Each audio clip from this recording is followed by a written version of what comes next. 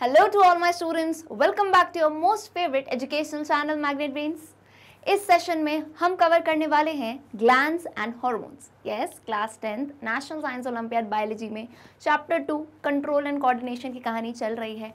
उसी में सबसे important one of the most important topics आ चुका है ग्लैंड्स एंड हॉर्मोन्स का. ये टॉपिक ना सिर्फ आपको यहाँ मदद करेगा बट एनीवेयर जो भी टाइप के आप ग्लैंड सुनते हो, हॉर्मोन्स वर्ड सुनते हो, उसके सारे कॉन्सेप्ट्स क्लियर हो जाएंगे. तो वीडियो के एंड तक बने रहो और कोई भी डाउट आए तो कमेंट सेक्शन में बताओ. This is your biology teacher Palak Rakhiyani from Magnet Brains, जहाँ आपको मिलती है 100% free of cost education from class K till 12. So let's start. आओ भाई, लेट्स स्टार्ट द कहानी विद ग्लैंड्स. ग्लैंड्स वर्ड कितनी बार सुना है हमने? ग्लैंड सुनते हो, हार्मोन सुनते हो, लाइक चैप्टर असाइड, इसको साइड में रखो. सुनते हो कि नहीं? ग्लैंड वर्ड सुना है. या फिर कोई एक एज आती है ऐसी जब 13-14 साल में कहते हैं हाँ भाई हार्मोनल चेंजेस आ रहे हैं, बोलते हैं ना कि फ़र्क दिख रहा है. 11-12 साल का है बच्चा तो कहीं ना कहीं जो है वो थोड़ा इरिटेट होता है या बॉडी में कुछ चेंजेस आते हैं, बिहेवियरल चेंजेस आते हैं. तो वी से don't worry, it is hormonal change. Hormonal change, ये वर्ड आया है हार्मोन. तो ये दो कहानी ग्लैंड्स और हार्मोन से कैसे रिलेटेड है हम देखते हैं. आइए शुरू करते हैं बिना किसी देरी के. What is a gland? Number 1 thing, सबसे पहले ग्लैंड क्या होता है? तो ग्लैंड की डेफिनेशन यहाँ पे बहुत ही अच्छे तरीके से लिखी गई है. ग्लैंड को आप क्या मान सकते हो? सुनना ध्यान से. ग्लैंड हो सकता है एक सेल, एक टिश्यू या एक ऑर्गन. इनमें से कुछ भी हो सकता है. या तो हो सकता है एक सिंगल सेल कर रहा हो वो काम, या पूरा टिश्यू या ऑर्गन. कौन सा काम मैम? सिक्रीट करने का काम. कौन सा काम? सिक्रीट, यानी कुछ ना कुछ वो अपने अंदर से प्रोड्यूस कर रहा है. हमेशा मैं आपको बताती हूँ कि देखो बायोलॉजी में ना वर्ड्स थोड़े चेंज हो जाते हैं. जैसे इंग्लिश देखते हो, एक होती है सिंपल इंग्लिश, एक होती है एडवांस्ड इंग्लिश. यू नो, जैसे कि टेक की जगह होता है, जैसे टेक होती है सिंपल इंग्लिश तो रिसीव्ड हो गई एडवांस इंग्लिश, फॉर एग्जाम्पल. तो कहना क्या चाह रहे हो मैम? मतलब कि बायोलॉजी में जब हम वर्ड यूज़ करते हैं ना, तो for instance simple word is produce. Produce यानी क्या? बनाना. अरे फ्रूट वाला बनाना नहीं, यानी कोई चीज़ बनाना. ठीक है, प्रोड्यूस करना. बायोलॉजी में हम प्रोड्यूस की जगह क्या कहते हैं? Secretion. Okay, secretion is a better word. अब सिक्रीशन किसका? तो डिपेंड करता है, बहुत सारी चीज़ें हो सकती हैं. क्या क्या? जैसे देखो एंजाइम्स हो सकते हैं. ये वर्ड सुने हैं कि नहीं? एंजाइम. अरे केमिस्ट्री पढ़ते हो, केमिस्ट्री पढ़ते हो तो उसमें एक वर्ड सुना है कैटलिस्ट. ये देखते हो कैटलिस्ट, कोई भी रिएक्शन होती है उसको इन्हांस करता है कैटलिस्ट. सुना है कि नहीं केमिस्ट्री में? तो वैसे ही बायोलॉजी में, बायो में, लिविंग में एंजाइम्स होते हैं और उन एंजाइम को हम क्या कहते हैं? Bio catalyst. तो समझ गए कि नहीं? यानी लिविंग ऑर्गेनिजम्स में उनकी बॉडी में जो भी रिएक्शन होगी वो जो एनहांस करेगा दोस आर एंजाइम्स. तो इनका सिक्रीशन, अरे एंजाइम्स की कहानी तो देखी है लाइफ प्रोसेसेस में. न्यूट्रिशन में कितने सारे एंजाइम इंक्लूड हुए थे. ठीक है, एक हो गए एंजाइम्स. और हम ले सकते हैं क्या? मेन इनकी कहानी तो आगे देखोगे ही. अरे अभी बता दूंगी तो मज़ा क्या रहेगा? होता है ना मूवी वगैरह देखते हो तो उसके बाद पहले ही बता दे सस्पेंस, तो कैसे मज़ा रहेगा? इसको होल्ड पे रखो हार्मोन्स को. बट ये समझ जाओ कि it is also a type of secretion. ये भी क्या है? एक टाइप का सिक्रीशन ही है जो ग्लैंड से निकल रहा है. तो आइए ज़रा डेफिनेशन पढ़ें ग्लैंड्स की. अ सेल, अ टिश्यू और an organ which secretes certain useful chemical compounds required for particular function is called a gland. कितना सिंपल था. ये क्या हो सकता है? सेल, टिश्यू, ऑर्गन जो क्या कर रहा है? सिक्रीट कर रहा है सर्टन, कितने अच्छे से दिया है, यूजफुल केमिकल कंपाउंड्स. बिकॉज बहुत सारे हैं तो आप उसको एक वर्ड में कैसे डाल पाओगे? You can say useful chemical compounds. Useful as in we have already studied, animals तक हम आ चुके हैं, कितनी कॉम्प्लेक्स बॉडी होती है. तो अब इस कॉम्प्लेक्स बॉडी में डिफरेंट ऑर्गन्स हैं. कहीं पे किसी की ज़रूरत, कहीं पे किसी की ज़रूरत, होता है कि नहीं? अरे घर में या कोई भी, चलो स्कूल में कोई प्रोजेक्ट मिला है आपको, आप लोगों की टीम है, बट टीम में कभी कभार होता है ना कि यार किसी की तबीयत ख़राब है या किसी की कोई इमरजेंसी आ गई या ये काम वो नहीं कर पा रहा, तो एक आता है ऐसा फरिश्ता कि हाँ, एक होता है ना कि ठीक है मैं आके मदद कर देता हूँ टेम्पररली. तो वैसे ही यहाँ पे ये जो केमिकल कंपाउंड्स हैं, कोई भी रिएक्शन चल रही है नॉर्मली, उसको इन्हांस करने में उसको मदद करते हैं. ठीक है, यूज़फुल केमिकल, ये वर्ड देख रहे हो, यूजलेस नहीं लिखा है बेटा, यूज़फुल. क्या ज़रूरत पड़ गई ये वर्ड लिखने की? बिकॉज कहीं ना कहीं इसका क्या है, यूजेज होगा। किस में? लिविंग रिएक्शंस में, लिविंग ऑर्गेनिजम्स में जो रिएक्शन होती है, लिविंग ऑर्गेनिजम्स में रिएक्शन। क्यों बार बार मैं लिविंग कह रही हूँ? बिकॉज जब भी रिएक्शन सुनते हो तो केमिस्ट्री याद आ जाता है। We are not talking about labs, हम जो है किस में, लिविंग की बात कर रहे हैं। प्लांट्स ले लो, एनिमल्स ले लो, ठीक है। अभी तो ग्लैंड्स की बात हम कहाँ कर रहे हैं? एनिमल्स में। Is it clear or not? Gland की डेफिनेशन चाहते हो तो आप नोट डाउन कर सकते हैं। अब आइए टाइप्स ऑफ ग्लैंड्स पे, कितने टाइप्स होते हैं। हाँ भाई, बायोलॉजी है, टाइप्स तो रहते ही हैं।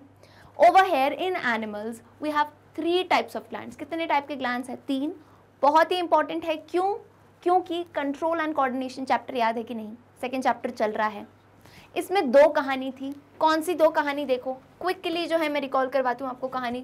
कंट्रोल एंड कोऑर्डिनेशन में हमने कहा था कि एनिमल्स में, अब क्योंकि एनिमल्स की बॉडी होती है कॉम्प्लिकेटेड, तो नर्वस सिस्टम भी होता है, और दूसरा क्या होता है बेटा? Endocrine system. नाउ जब आपने ये वर्ड देखा एंडोक्राइन, चलो नर्वस सिस्टम तो हम पढ़ते आ रहे हैं, इसकी कहानी स्टिल हमने समझी थी न्यूरॉन वगैरह से। ये बात जो आई है एंडोक्राइन सिस्टम की। Now to understand this particular word, ज़रूरी है कि नहीं उसकी हिस्ट्री जानना कि क्या है ये किस में आता है। अच्छा, ग्लैंड्स में आता है, तो और कौन से टाइप के ग्लैंड्स हैं? यही ग्लैंड क्यों लिया गया? Isn't it? अच्छा, आधे बोलेंगे नहीं मैम हमें नहीं पूछना ये क्वेश्चन। नहीं पूछोगे ना तो जब एग्जाम में कोई भी रिलेटेड चीज़ आती है कंफ्यूज हो जाते हो। तो बेस पहले स्ट्रॉन्ग किया करो। होता है कि नहीं किसी चीज़ का, जैसे अगेन आपने अगर बचपन में KG 1 KG 2 में जो है लेटर्स वगैरह, नंबर वगैरह अच्छे से नहीं सीखे होते, तो आज ये जो मैं लिख रही हूँ कैसे पढ़ पाते? तो तब आपने क्या किया था? बेस स्ट्रॉन्ग किया था। ओवर हेयर एज वेल, जब आपको पूरा नेक्स्ट सेशन में पूरा एंडोक्राइन सिस्टम देखेंगे हम ह्यूमंस में, तो उसमें आएंगे सारे टाइप के ग्लैंड्स, वो क्या क्या हार्मोन्स रिलीज करते हैं। तो वहाँ पे आके जो है स्टूडेंट्स डर जाते हैं, कितना सारा कैसे याद होगा। तभी कहती हूँ बैक स्टोरी, इंट्रोडक्शन जो बेस है उसको प्रिपेयर करो, देन आगे बढ़ा करो, ठीक है। तो ये कहानी कहाँ की है भूलना मत। कंट्रोल एंड कोऑर्डिनेशन में नर्वस सिस्टम अपना हो चुका है, एंडोक्राइन सिस्टम की कहानी स्टार्ट होने वाली है। तो यहाँ पे आओ, यहाँ देखो 3 टाइप के ग्लैंड्स आपको दिख रहे हैं। कौन से? Exocrine glands, endocrine glands and heterocrine glands.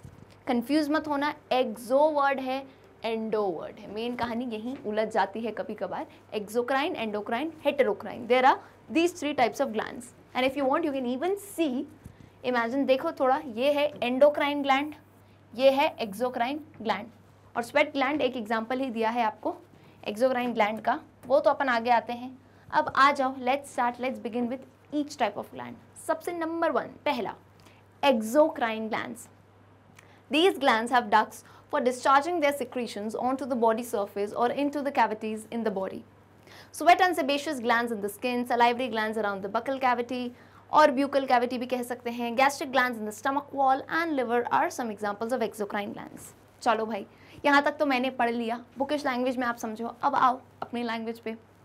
Glands जो होते हैं, पहली चीज़ तो आप समझ गए ये क्या कर रहे हैं। तीनों ग्लैंड्स हैं, मतलब तीनों बेटा क्या करेंगे? सिक्रीशन तो करेंगे। इतनी कहानी कंफर्म है कि नहीं? पहले इतने पे हाँ बोलो। सिक्रीशन करेंगे, कुछ ना कुछ सिक्रीट करना है, ठीक है। अब उसमें भी क्या फ़र्क हो सकता है बोलोगे ना मैम कि सिक्रीट कर रहे हैं, ठीक है। अब इसमें क्या फ़र्क है? तो आइए एक्सोक्राइन ग्लैंड्स की कहानी बहुत अच्छे से सुनना। एक्सोक्राइन ग्लैंड्स की कहानी बहुत अच्छे से सुनना। ये क्या करते हैं, ये जो है इन ग्लैंड्स में मेन, ये अब छोटे छोटे वर्ड्स निकालो। ये लोग क्या करते हैं बुक लैंग्वेज में, एक ही, जैसे ये 3 लाइन दे दी, एक ही पैराग्राफ, अब इसमें से you take out the important stuff, क्योंकि बहुत सारी बातें कह गए यहीं पे। देखो, दीज ग्लैंड्स हैव डक्ट्स, पहला पॉइंट तो यही हो गया। और सबसे इंपॉर्टेंट पॉइंट, इन ग्लैंड्स में क्या प्रेजेंट रह सकते हैं? डक्ट। डक्ट प्रेजेंट होते हैं अपने सिक्रीशन डालने के लिए। नहीं समझ आया? देखो क्या होता है, ग्लैंड्स हमें पता है, ठीक है, सेल, टिश्यू कुछ भी हो सकता है। तो अब देखो, अब जैसे फॉर इंस्टेंस ये मान लो, ये एक मेरा एक्सोक्राइन ग्लैंड है, एक सेल मान लेते हैं। अभी अपन एग्जांपल ले रहे हैं, अच्छे से सुनना, ठीक है। अब ये मैंने मान लिया, ठीक है, एक्सोक्राइन ग्लैंड का एक सेल है ये, ओके। अब सिक्रीशन तो ये कर रहे हैं, ठीक है, कुछ इनने सिक्रीट किया, कोई मान लो एंजाइम है, इन्होंने सिक्रीट किया, ठीक है, कोई एंजाइम इन्होंने सिक्रीट किया। अब ये सिक्रीशन जो टारगेट ऑर्गन है वहां तक जाना है। टारगेट समझते हो? टारगेट, अरे किसी को निशाना नहीं बनाते हो ऐसे, कभी होली वोली में वो नहीं पन्नियाँ भरते हैं अपन पानी की और किसी को टारगेट बनाते हैं। सो ओवर हेयर टारगेट ऑर्गन यानी क्या भाई, किसी को टारगेट कर रहे हैं। टारगेट ऑर्गन के लिए ही तो एंजाइम बना था सबसे पहली बात। कहानी शुरू कब होती है, ये आप सेशन देख क्यों रहे हो, बिकॉज आपको क्लास 10th में अच्छे मार्क्स स्कोर करने हैं, ओलंपियाड में अच्छे मार्क्स स्कोर करने हैं, है कि नहीं। तो फिर वैसे ही ये एंजाइम बेटा बना क्यों था, क्योंकि उसे किसी टारगेट ऑर्गन तक पहुंचकर हेल्प करनी थी।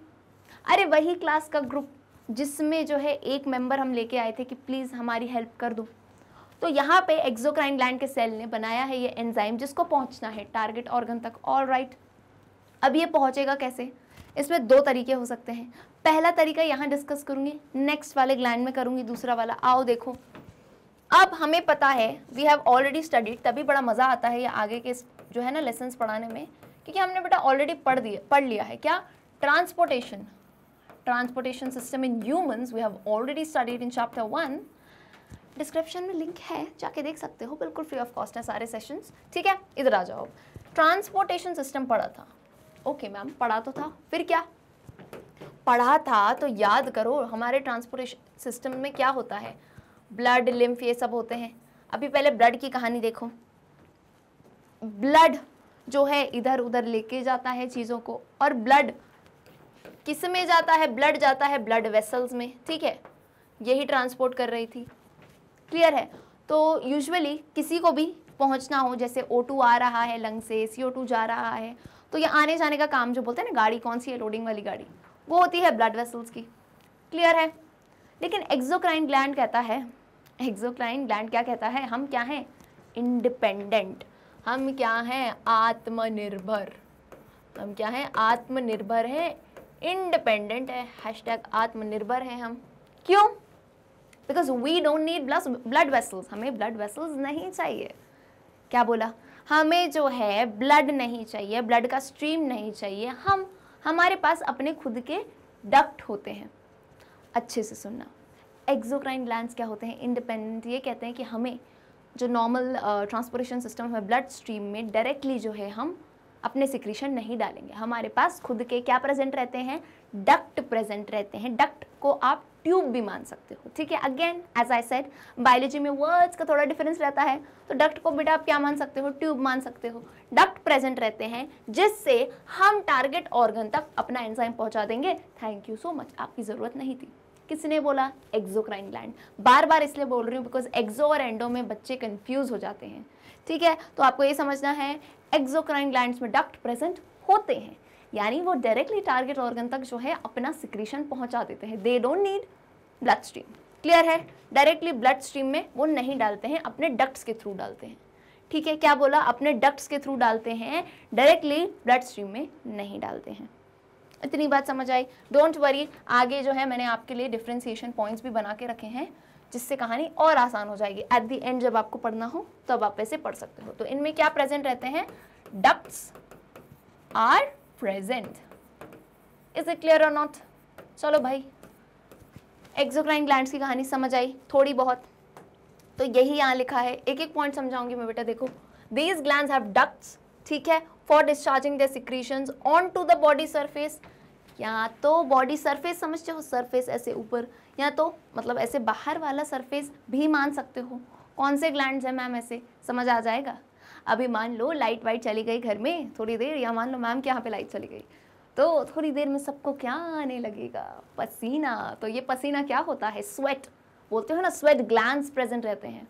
तो ये जो स्वेट निकला है ये तो बेटा एक सिक्रीशन ही है ना, सिक्रीशन ही है, कुछ ना कुछ सिक्रीट किया है, स्वेट सिक्रीट किया है। नहीं आ नहीं रहा है मुझे पसीना, डोंट वरी, मस्त एसी वैसी चल रहा है, कोई दिक्कत नहीं है, ठीक। चलो, secretions on to the body surface और into the cavities in the body. या तो सरफेस पे हो सकता है दिखने वाला, या बॉडी के अंदर जो कैविटी होती है, खाली जगह होती है, वहाँ पे ये सिक्रीशन डाल सकते हैं। आपको एग्जाम्पल भी दे दिए हैं, क्या, sweat and sebaceous glands in the skin. Examples are very very very important. ये गलतियाँ कभी मत करना एग्जाम्पल छोड़ने की, ठीक है। एग्जाम्पल्स पे ही मतलब डायरेक्टली क्वेश्चन आ जाते हैं, ठीक है। तो एग्जाम्पल अच्छे से अपन को याद करना है। Sweat and sebaceous, be it any class या कोई भी सब्जेक्ट हो, ठीक है, बहुत इंपॉर्टेंट होते हैं। Sweat and sebaceous glands in the skin, salivary glands around the buccal cavity और ब्यूकल कैविटी। ये जो है सलाइवरी ग्लैंड्स, सलाइवा आता है मुंह में, पानी कहते हो, कैसे आता है? टेस्टी टेस्टी खाना देखा। अरे देखना छोड़ो, अभी 5-6 डिशेस के नाम ले लूँगी टेस्टी टेस्टी, यूँ मुंह में पानी आ जाएगा। नहीं लूँगे नहीं, क्योंकि ना मेरे मुंह में भी पानी आएगा, तो अभी वो अपन अफोर्ड नहीं कर सकते, कोई बात नहीं। चलो नेक्स्ट आ जाओ, gastric glands in the stomach wall. Stomach wall में जो गैस्ट्रिक ग्लैंड्स होते हैं उनके secretions and liver are some examples of exocrine glands. Is it clear or not? इतनी बात समझे हो कि नहीं? समझ गए? चलो अब नेक्स्ट आ जाओ, यहाँ पे एक बार डायग्राम भी अपन देख लेते हैं क्या है। फॉर इंस्टेंस ये देखो, यहाँ पे क्या दिया है, ये है आपका स्वेट ग्लैंड। ये क्या है बेटा? आपका स्वेट ग्लैंड है। नाउ देखो, ये स्वेट ग्लैंड ने क्या किया, आत्मनिर्भर होके सेल्फ डिपेंडेंट या इंडिपेंडेंट होके उसने अपना खुद का देखो डक्ट निकाला है। और यहाँ पे बेटा टारगेट ऑर्गन क्या होगा? स्किन होगी, क्योंकि यहाँ से निकालना है हमें स्वेट। तो देखो ये डक्ट से होता हुआ, इसके खुद ही का डक्ट होता हुआ एपिडर्मिस स्किन की लेयर, और यहाँ पे ओपनिंग है, स्वेट ग्लैंड की ओपनिंग है। बोलो मैम दिखती तो नहीं है? अरे माइक्रोस्कोपिक ओपनिंग से कैसे दिखेंगी? ठीक है, ओपनिंग होती है तभी तो पसीना बाहर आया।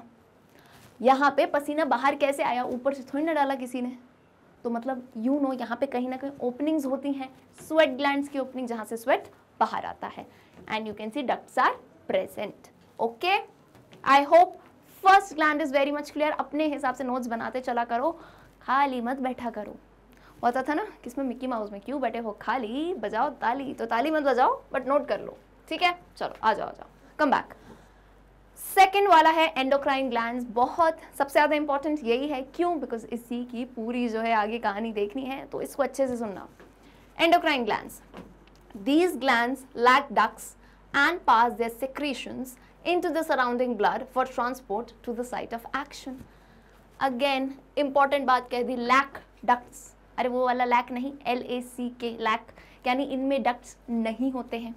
अब बेटा ducts नहीं होंगे तो बचा कौन इनके पास? बचा कौन? बची ब्लड स्ट्रीम, वही ट्रांसपोर्टेशन सिस्टम जो लेके जा रहा था इधर से उधर चीज़ें, तो ये भी उसी का यूज़ करेंगे। क्लियर है कि नहीं? यानी क्या, डायरेक्ट जो पीछे आपने देखा था डक्ट था टारगेट ऑर्गन तक, इनका ऐसा नहीं है। ये जो है ब्लड स्ट्रीम में डाल देते हैं और जो है टारगेट ऑर्गन अपनी सुविधा के हिसाब से उठा लेता है। समझ नहीं आया? आगे आओ समझाती हूँ। चलो जैसे एक काम करते हैं, अपन इस डायग्राम से समझने की कोशिश करते हैं। ये जो आपको दिख रहे हैं ऐसे ऐसे सेल्स जिसमें डॉट डॉट बने हैं, ये जो सेल्स हैं ये एंडोक्राइन ग्लैंड के सेल्स हैं। ठीक है, अभी समझो ये कोई एंडोक्राइन ग्लैंड है, ये इसके सेल्स हैं। ओके, नाउ इन सेल से होते हुए बेटा देखो क्या जा रही हैं, ये जा रही हैं आर्टरीज, आर्ट्रियोल। ओके, आर्टरी वगैरह याद है कि नहीं? ब्लड की आर्टरी, ब्लड वेसल्स थी ना, आर्टरीज, वेन्स। और आर्टरी जो है किस में जाके ब्रांच होती है? आर्ट्रियोल में। और वेन किस में जाके ब्रांच होती है? वेन्यूल में। जस्ट टू रिकॉल, ओके, मैं हर बार रिकॉल करते चलती हूँ बिकॉज आई नो काफ़ी स्टूडेंट्स का ये रहता है कि मैम पिछला तो याद नहीं था, है ना, कैसे होगा, भूल गए या एक वर्ड में अटक जाते हो। अटकना नहीं, ठीक है? आर्टरी, आर्ट्रियोल, वेन, वेन्यूल्स, ये इनके ब्रांचिंग्स हैं। Now come over here, these are cells of endocrine glands. इनके यहाँ से होते जा रही हैं ये ब्लड की vessels. Okay, so what happens is, look what happens is, ये जो है ना ये सेल्स ने क्या सिक्रीट किया?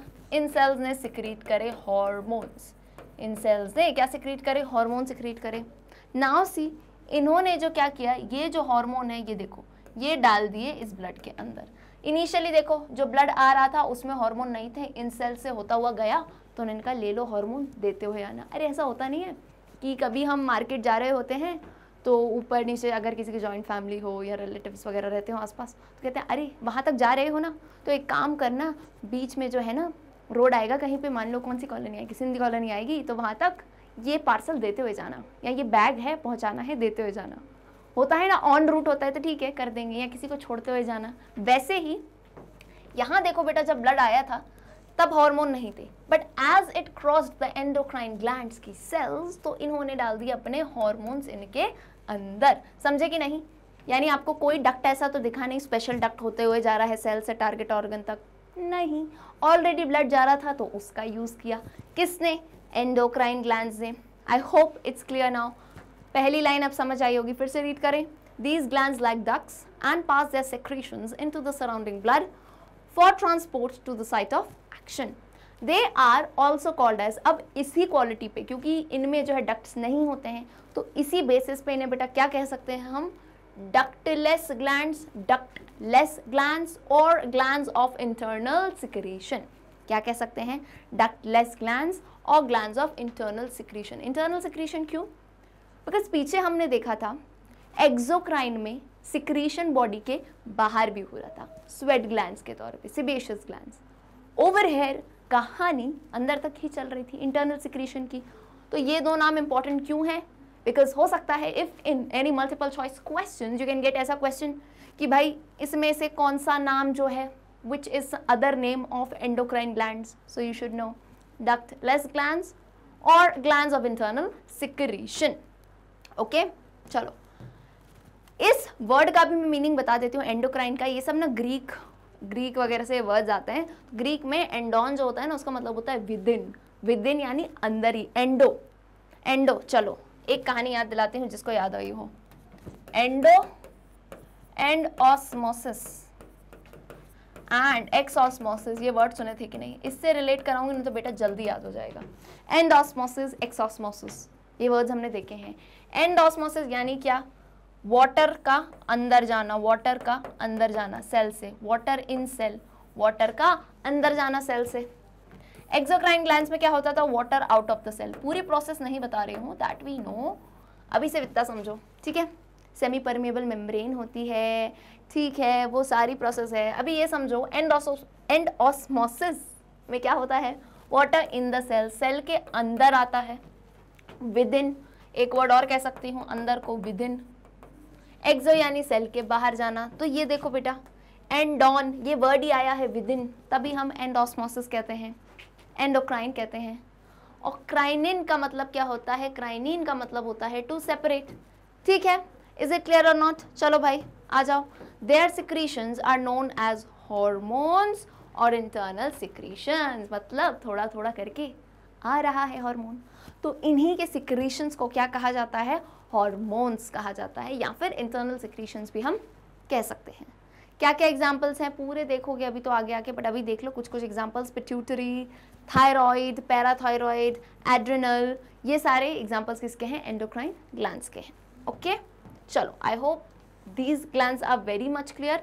अब जैसा मैंने आपको कहा था कि मैं आपको दूंगी डिफ्रेंसिएशन पॉइंट्स, अगर किसी ने पहले नहीं लिखा हो तो ये पॉइंट्स को जरूर नोट करना। हाँ बिल्कुल साइड होंगी स्क्रीनशॉट के लिए, वेरी इंपॉर्टेंट पॉइंट्स होते हैं। पहले मैं साइड जरा हो जाती हूँ, आप लोग जो है स्क्रीनशॉट ले लो। Okay, and I know you guys are very fast, ले लिया होगा। आ जाओ, एक्सोक्राइन एंड एंडोक्राइन ग्लैंड्स के मेन डिफरेंस हैं। Let's start with point number 1। अच्छा, अगेन जिनको नहीं पता हो तो बोलोगे मैम डिफरेंस क्यों, क्योंकि कंपेयर करके जब चीज़ों को पढ़ते हैं ना बेटा, बहुत अच्छे से याद होता है। ऐसा होता है कि नहीं यार ये अच्छा है तो ये बुरा है, नहीं इसके बाल स्ट्रेट हैं तो इसके बाल कर्ली हैं, या समझ रहे हो ना, डिफ्रेंशिएट करो। सो ओवर हेयर डिफ्रेंशिएट करोगे तो जल्दी याद हो जाएंगे। Exocrine glands, endocrine glands. Point number 1, these glands possess ducts, possess यानी इनमें डक्ट्स होते हैं। On the other hand endocrine glands में डक्ट नहीं होते हैं, यानी they lack ducts. Second point पे आओ, these glands pour their secretions to the target directly or through ducts. Through the target, target यानी क्या, टारगेट ऑर्गन कह सकते हो, सेल कह सकते हो, टिश्यू कह सकते हो। कैसे, या तो डायरेक्टली डाल देंगे या थ्रू डक्ट्स, या तो डायरेक्टली पोर कर देंगे या डक्ट्स के थ्रू ये करेंगे। Over here these glands pour the secretions into blood, ये डालते हैं किसमें, ब्लड स्ट्रीम में। Point number 3, secretions are various enzymes, mucus, excretory substances, lubricants etc. यहाँ पे हमने हॉर्मोन्स की बात नहीं कर ली है, मेनली यहाँ पे होते हैं एंजाइम्स होता है, या फिर जो एक्सक्रीटरी सब्सटेंसेस, जैसे क्या, जैसे स्वेट निकला था, स्वेट कहते हैं ना एक टाइप का एक्सक्रीशन ही है बॉडी का, इसमें भी सम अमाउंट ऑफ यूरिया निकलता है, इजंट इट। तो यहाँ पे हम एक्सक्रीटरी सब्सटेंस भी इंक्लूड कर सकते हैं। On the other hand over air secretions consist of hormones, hormones जो क्या होते हैं, केमिकल मैसेंजर, आगे आएंगे। ये क्या लेके जाते हैं, जैसे वो होते थे पुराने टाइम में पिजन वगैरह जो है लेके जाते थे मैसेज, तो वैसे ही बॉडी में केमिकल मैसेंजर की तरह कौन एक्ट करता है, hormones. Point number 4, these glands do not occur in isolation and over here these glands usually occur in isolation। ये पॉइंट बहुत आसान है, कुछ भी नहीं है। आइसोलेशन वर्ड समझते हो, आइसोलेशन वर्ड, अरे होता है ना ग्रुप में 4-5 लोग होते हैं तो एक दोस्त जो है थोड़ा किसी को हम आइसोलेट कर देते हैं ना, या ऐसी कभी कहानी देखी होगी। या someone who is very introvert लोग होते हैं ना कि ज़्यादा गैदरिंग्स वगैरह पसंद नहीं होती हैं, तो आप सब में से भी होंगे कुछ इंट्रोवर्ट लोग, एंड कुछ एम्बीवर्ट होंगे मेरे जैसे। हाँ मतलब इंट्रोवर्ट भी है, कभी अपने में रहना पसंद है, कभी लोगों के साथ, तो इट्स लाइक उनका सब चलता है। ठीक है, आगे आओ, इधर कहानी पे आओ। आइसोलेशन यानी क्या? किसी को आइसोलेट करना, अकेला कर देना। तो यहाँ पे आइसोलेशन का मतलब क्या है? एक्सोक्राइन ग्लैंड्स जो होते हैं वो आइसोलेशन में अकर नहीं करते हैं, आपको अकेले नहीं दिखेंगे, ये किसी न किसी के साथ दिख सकते हैं। ओवर हेयर ये glands usually, these are the words you should focus, usually यानी कभी कभी, तो कुछ बच्चे होते हैं हर बार के लिए समझ देते हैं, कुछ वर्ड्स को फोकस किया करो। these glands यूजुअली अकर, ज्यादातर ये जो है कहाँ पे दिखते हैं? आइसोलेशन में दिखते हैं। ठीक है, fifth point, the target sites are adjacent to the glands, over here the target sites are far away from the glands. तभी डिफरेंस समझे हो। जो टारगेट साइट होती है एडजेसेंट यानी एडजेसेंट सेल समझते हो, जैसे 1 2 3 1 2 3, तो यहाँ पे मैं कह सकती हूँ cell number 1 is adjacent to 2 and cell number 2 is adjacent to 3 is adjacent यानी पास वाला, उसी के पास। इन दोनों को बेटा हम एडजेसेंट नहीं मानेंगे, जस्ट पास। ठीक है, तो क्या होता है एक्सोक्राइन में एडजेसेंट तरफ पे प्रेजेंट रहता है। एडजेसेंट यानी क्या? साइड में, जैसा मैंने बताया साइड में प्रेजेंट रहता है, तभी तो क्या करते हैं डक्ट के थ्रू डाल देते हैं या फिर जो है डायरेक्टली उसमें डाल देते हैं। On the other hand endocrine में क्या होता है? ग्लैंड्स प्रेजेंट रहते हैं 7 समुंदर पार, नहीं इतनी दूर नहीं, बॉडी में ही दूसरी जगह भेजना होता है चीज़ें कौन सी? Hormones, chemical messengers. तो उसके लिए हमें पता है ब्लड जब जा ही रहा है, होता है ना कहीं दूर तक कोई जा रहा हो तो बीच में हमारा काम पड़ता हो तो हम कहते हैं यार रास्ते में हमें भी छोड़ देना, होता है ना। कोई जा रहा है फ्रेंड अपने घर तक, हमारा घर रास्ते में पड़ता है तो मांग लो लिफ्ट, चले जाओ साथ में। वैसे ही यहाँ पे करते हैं हॉर्मोन्स यही काम। ब्लड तो ऑलरेडी जा ही रहा है बॉडी के बाकी पार्ट्स में, तो कहते हैं कि ब्लड हमें भी हमारा जो टारगेट ऑर्गन है वहाँ तक ड्रॉप कर देना। ओके, डिफरेंस समझे हो, काफ़ी इंपॉर्टेंट डिफरेंसेस हैं। चलो भाई, अब आते हैं थर्ड टाइप के ग्लैंड पे। जब 2 समझ जाते हो ना पीछे के, तो तीसरे वाले में कोई ज़्यादा प्रॉब्लम है नहीं। थर्ड क्या है? हेटेरोक्राइन ग्लैंड्स। हेटेरोक्राइन वर्ड से समझते हो, मिक्सचर पढ़े होंगे केमिस्ट्री में, होमोजीनियस मिक्सचर, हेटेरोजीनियस यानी डिफरेंट टाइप्स के। तो जो पीछे आपने 2 टाइप के ग्लैंड देखे ना, एक्सोक्राइन एंड एंडोक्राइन, इन्हीं के मिक्सचर को क्या कहते हैं? हेटेरोक्राइन। मिक्सचर यानी क्या? इन टाइप के ग्लैंड्स में दोनों ग्लैंड्स प्रेजेंट है। हेटेरोक्राइन ग्लैंड्स में दोनों ग्लैंड्स प्रेजेंट होते हैं। कौन से? एक्सोक्राइन भी और एंडोक्राइन भी। ठीक है, तो क्या दिया है? These glands consist of both exocrine tissue and endocrine tissue, दोनों इनमें प्रेजेंट रहते हैं। तो बोलोगे मैम समझ नहीं आया, तो जैसे मैंने आपको बताया था एक्सोक्राइन ग्लैंड हार्मोन से ही क्या निकाल रहे हैं, फॉर इंस्टेंस ले लो एंजाइम्स। ठीक है, ये किसका काम हुआ? ये हुआ एक्सोक्राइन ग्लैंड्स का काम। एंडोक्राइन ग्लैंड्स क्या करते हैं? एंडोक्राइन ग्लैंड्स हार्मोन सिक्रीट करते हैं। Is it clear? तो वो ग्लैंड बेटा, वो ग्लैंड जो ये दोनों ही बनाए, बोलेगा मैं एंजाइम भी बना देता हूँ, मैं हार्मोन भी बना लेता हूँ, उसे हम क्या कहते हैं? हेटेरोक्राइन ग्लैंड। और इनका एक और नाम होता है जिसे हम क्या कहते हैं?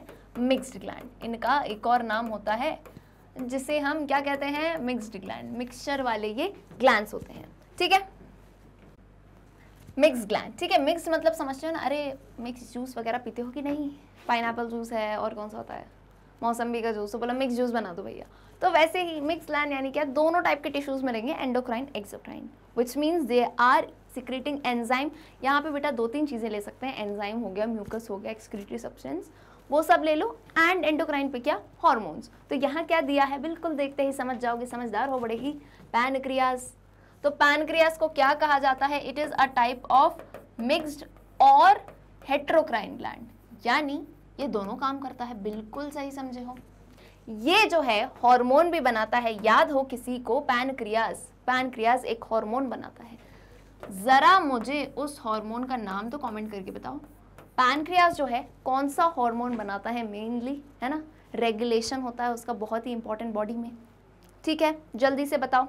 अच्छा, और इजी कर लेती हूँ आपके लिए। शुगर लेवल का जो है, उसमें शुगर लेवल जो बॉडी की होती है उसको रेगुलेट करता है ये hormone? Tell me in the comment section quickly, let me see who knows this. Pancreas. चलो, the exocrine tissue sends its secretion of product by the way of duct. इसमें सिंपल कहानी देखो, कोई भी चीज का मेन फीचर वही रहेगा. As an I told you, exocrine glands तो उनका काम क्या था? डक्ट से सिक्रीट करेंगे, एंजाइम करेंगे, म्यूकस करेंगे, ठीक है, तो वो करते ही रहेंगे, वो थोड़ी ना बदले हैं. और एंडोक्राइन क्या करेंगे? हार्मोन्स का सिक्रीशन ब्लड में, वो भी करते रहेंगे. दोनों काम चल रहे हैं. होते हैं ना कुछ लोग 2 in 1, दोनों काम कर सकते हैं साथ में, ठीक है. Pancreas and gonads. अब ध्यान से सुनना, हेट्रोक्राइन ग्लैंड्स मेन जो बॉडी में प्रेजेंट रहते हैं कौन से? एक तो हमने देख लिया पैनक्रियाज और गोनाड्स. गोनाड्स कौन से होते हैं? टेस्टिस इन मेल्स, मेल्स में टेस्टिस होते हैं, एंड फीमेल में क्या होते हैं? ओवरीज, ठीक है. ये सब किस में आते हैं बेटा? Heterocrine glands, which means they secrete both enzymes and hormones, ठीक है. The endocrine portion of pancreas secretes insulin and glucagon hormone. देखो ऑलरेडी मैंने एक क्वेश्चन पूछा और उसका आंसर यही आ गया, पर जिसने पहले दे दिया हो तो वेरी गुड, वेल डन, अपने लिए ले लो 10 on 10, ठीक है. The endocrine portion of pancreas secretes insulin and glucagon hormones. Glucagon कह सकते हो, ग्लूकेजन, सबके अलग अलग प्रोनाउंसिएशन होते हैं, so no worries with that. चलो आ जाइए आगे. On the other hand the exocrine portion secretes pancreatic juice. किसकी कहानी चल रही है यहाँ? पैनक्रियाज की. यानी पैनक्रियाज के लिए क्या बोला जा रहा है? देख रहे हो, पैनक्रियाज के लिए क्या बोला जा रहा है कि ये हार्मोन भी बनाता है. एक हार्मोन ले लो, कौन सा? इंसुलिन. और ये क्या बनाता है? और ये जो है इसका एक्सोक्राइन पोर्शन क्या बनाता है? याद करो किस में? न्यूट्रिशन में. डाइजेस्टिव जूसेस, डाइजेस्टिव जूसेस या डाइजेस्टिव एंजाइम्स जिसे हम कहते हैं, ये जो है अपना सिक्रीशन देन पोर कर देता है. न्यूट्रिशन की कहानी याद है कि नहीं? चैप्टर 1 में देखा था, सबसे पहला topic. On the other hand, the exocrine portion secretes pancreatic juice containing digestive enzymes, trypsin, lipase and amylase into the pancreatic duct that leads to the alimentary canal. इन 3 जो एंजाइम्स हैं, इनके नाम मैंने आपको याद कराए थे. किसके? पैनक्रियाटिक जूस के. जिससे नहीं किए हो तो अभी कर सकते हो. क्या होता है, इतने सारे एंजाइम्स हम स्टडी करते हैं तो उसमें से नाम याद करने में दिक्कत आती है. तो हम क्या करते हैं, पैनक्रियाटिक जूस के नाम डिफ़िकल्ट लगे, अच्छे से सुनना, पैनक्रियाटिक जूस के नाम डिफ़िकल्ट लगे तो हमने क्या किया? हमने कहा यार ये वाली बात हम अभी, ये जो है इसको लर्न करना हम अभी टाल देते हैं. क्या बोला? देखो, देखते भी जाओ. पैनक्रियाटिक जूस के एंजाइम्स हैं, उनके नेम हमें थोड़े डिफ़िकल्ट लग रहे हैं तो हम क्या करते हैं? टाल देते हैं. टाल दिया, ठीक है, इधर से ऐसे ही टालना है भाई, डबल ए मत कर देना. टाल दिया. अब आगे आओ, क्या लिखूँगी मैं? ये देखो, ये नहीं, देखो रुक जाओ, अपन अलग कलर से लिखते हैं. हाँ, अब देखो, ट्रिप्सिन, अमाइलेज और एल से आ जाता है लाइपेज. ये क्या है? ये है पैनक्रियाटिक जूस के डाइजेस्टिव एंजाइम्स. देख लो, अच्छे से देख लो. टाल दिया यानी क्या? ट्रिप्सिन, अमाइलेज एंड लाइपेज, ठीक है. इन तीनों में से, अच्छा इन तीनों में से इतना तो बता ही सकते हो कमेंट करके, क्या कि प्रोटीन्स को कौन डाइजेस्ट करता है? प्रोटीन्स डाइजेस्टेड बाय, और प्रोटीन्स आर डाइजेस्टेड बाय किन के थ्रू? इन तीनों में से. हाँ, ये आंसर तो आगे नहीं आएगा, कंफर्म है. Tell me in the comment section if anyone knows trypsin, amylase and lipase में से प्रोटीन कौन डाइजेस्ट करता है, ठीक है. चलो समझ गए, टाल दी थी बात पैनक्रियाटिक जूस की. अब आओ सिमिलरली नाउ, अब हम आते हैं मेल्स एंड फीमेल्स में, जो हमने एंडोक्राइन, हेट्रोक्राइन ग्लैंड्स देखे हैं. एंडोक्राइन नहीं, heterocrine. Similarly, endocrine portion of the testis, male gonad secretes testosterone hormone. क्या secrete करता है? testosterone hormone, while the exocrine part releases sperms, that is male gametes into the duct. duct में जो है ये रिलीज करते हैं, ठीक है. अच्छा, इसकी कहानी को और अच्छे से समझना है तो हम आएंगे वैसे भी नेक्स्ट चैप्टर में, chapter 3 how do organism reproduce. तो वहाँ पे जो है और भी क्लियर हो जाएगा कि इन हॉर्मोन्स का और इन जो है मेल गेमेट्स का काम क्या होता है. Come to the next one, female gonad, that is ovaries, to have endocrine glands as well as exocrine tissue. The former secretes, former यानी क्या? ये 2 वर्ड आप इंग्लिश में देखते होगे यूजुअली, कंफ्यूज कभी मत होना. Farmer and letter. फॉर्मर यानी पहले वाला बेटा, फॉर्मर यानी पहले वाला, बोलते हैं ना फॉर्मर प्रेसिडेंट ऑफ इंडिया, पहले वाला. लैटर यानी दूसरा वाला. तो जैसे ये पूरी लाइन लिखी है, ovaries to have endocrine as well as exocrine, तो यहाँ एंडोक्राइन हो गया पहला ग्लैंड का नाम लिया, एक्सोक्राइन दूसरा। अब कहा है द फॉर्मर सिक्रीट्स, फॉर्मर यानी endocrine gland secretes estrogen and progesterone hormones and the latter releases ova यानी female gametes into the duct, female gametes into the duct. ठीक है, पहले वाले ने एंडोक्राइन ने क्या किया, वो तो वैसे भी हार्मोन सिक्रीट करता है। Okay, estrogen and progesterone secrete किया, इनका वर्क क्या है वो हम नेक्स्ट लेसन में देखेंगे। लेटर क्या सिक्रीट करता है, लेटर यानी क्या, जो हमारे एक्सोक्राइन ग्लैंड्स हैं वो सिक्रीट करते हैं फीमेल गैमेट्स, किस में, डक्ट में। ठीक है, मेन कहानी समझनी है, देन आगे का तो काफ़ी ईजी ही हो जाता है। I hope it is crystal clear. चलिए भाई आगे आते हैं, क्योंकि हमें एंडोक्राइन ग्लैंड्स की कहानी पूरी पढ़नी है, पूरा सिस्टम पढ़ना है। तो लेट्स सी कि इसकी स्टडी को क्या कहते हैं। जैसे हम बार बार देखते हैं ना, सेल की स्टडी को साइटोलॉजी कहते हैं, इज़न्ट, ये सारी स्टडीज़ के नाम होते हैं कि नहीं। तो वैसे ही एंडोक्राइन स्टडी, एंडोक्राइन सिस्टम की स्टडी को क्या कहते हैं, endocrinology. Now people who are really, किसी को लगता है डिफरेंट उसका साउंड हो सकता है, तो एंडोक्राइनोलॉजी भी कहते हैं या endocrinology, it's absolutely correct. All right, the study of endocrine glands and the role of their secretion is known as endocrinology. Greek में एंडोन का मतलब हम देख चुके हैं, क्राइन की मतलब भी देख चुके हैं, एंड लोगोस का मतलब तो होता है स्टडी, तो उसी की स्टडी करना, लॉजी तभी कहते हैं। Okay, and now a person who specialises in endocrine glands is known as an endocrinologist और एंडोक्राइनोलॉजिस्ट। इज इट क्लियर, वो पर्सन जो स्टडी करता है इन सब की वो होता है एंडोक्राइनोलॉजिस्ट। अब ये क्या है, बिकॉज आगे आना ही है, तो थोड़ा सा ट्रेलर देख लेते हैं एंडोक्राइन सिस्टम के डिफरेंट टाइप के जो ग्लैंड्स हैं। शुरुआत करो, आओ ऊपर कहाँ, दिमाग से देखा था हाइपोथैलेमस, हाइपोथैलेमस हम ऑलरेडी देख चुके हैं नर्वस सिस्टम में, हाइपोथैलेमस है यहाँ पे दिमाग में, पिट्यूटरी ग्लैंड है, पीनियल ग्लैंड है, थायराइड ग्लैंड, यहाँ बटरफ्लाई शेप का ग्लैंड, कहाँ पे, ये ऐसे हार्ट क्यों बना रही हूँ मैं, बटरफ्लाई शेप का ग्लैंड जो हमारे नेक रीजन में प्रेजेंट रहता है, थाइमस है, पैनक्रियाज है, एड्रिनल ग्लैंड, मेल्स में टेस्टिकल्स एंड फीमेल्स में क्या प्रेजेंट रहती हैं, ओवरीज। तो these are the type of endocrine glands, which means इतना समझ गए कि नेक्स्ट सेशन में ईच ग्लैंड को हम लेके इनकी सिक्रीशंस के पे बात करेंगे, हार्मोन्स पे बात करेंगे, और जो चेंजेस आते हैं बॉडी में वो क्या होते हैं। I hope endocrinology and endocrinologist is very well clear. चलो अब आ जाओ कौन से वर्ड पे, सेकेंड वर्ड जो है हमारा दैट इज हार्मोन्स, यानी ग्लैंड्स होपफुली समझ आ गया होगा। तो अब आओ हार्मोन्स पे, पहले देख लेते हैं हार्मोन, ये वर्ड भाई दिया किसने है। So this term, the term hormone was introduced by William M Bayliss and Ernest H Starling. Ernest कह सकते हो या अर्नेस्ट कह सकते हो, ठीक है। तो आप कैसे याद कर सकते हो, बेलिस एंड स्टार्लिंग भी याद कर सकते हो, यूजुअली अपन सरनेम से याद करते हैं। तो बेलिस एंड स्टार्लिंग ने ये टर्म दिया था, टर्म यानी ये शब्द हार्मोन। हार्मोन्स का मतलब क्या होता है, टू एक्साइट, ये भी एक ग्रीक वर्ड है, हॉर्मीन से आया है, टू एक्साइट। एक्साइट यानी क्या, जैसे होता है ना कि भाई छुट्टी आ गई या वेकेशंस हैं, विंटर वेकेशन, समर वेकेशन, तो एक्साइटमेंट होती है, या कोई भी नई मूवी आने वाली हो, स्कूल में कुछ बढ़िया सी चिल्ड्रंस डे मनाने वाले हो तो एक्साइटमेंट आती है कि नहीं। वैसे ही इस वर्ड का ही मतलब है, हॉर्मीन का मतलब है एक्साइट। तो let's go on with the definition. What are hormones? Hormones are informational molecules secreted by specialised ductless endocrine glands in specific part of the body in response to changes in external or internal environment। बोले मैं कितना इन आ गया, देखो hormones का एक नाम तो अभी हमने ऑलरेडी देख लिया था, इन्हें क्या कहते हैं, मैसेंजर।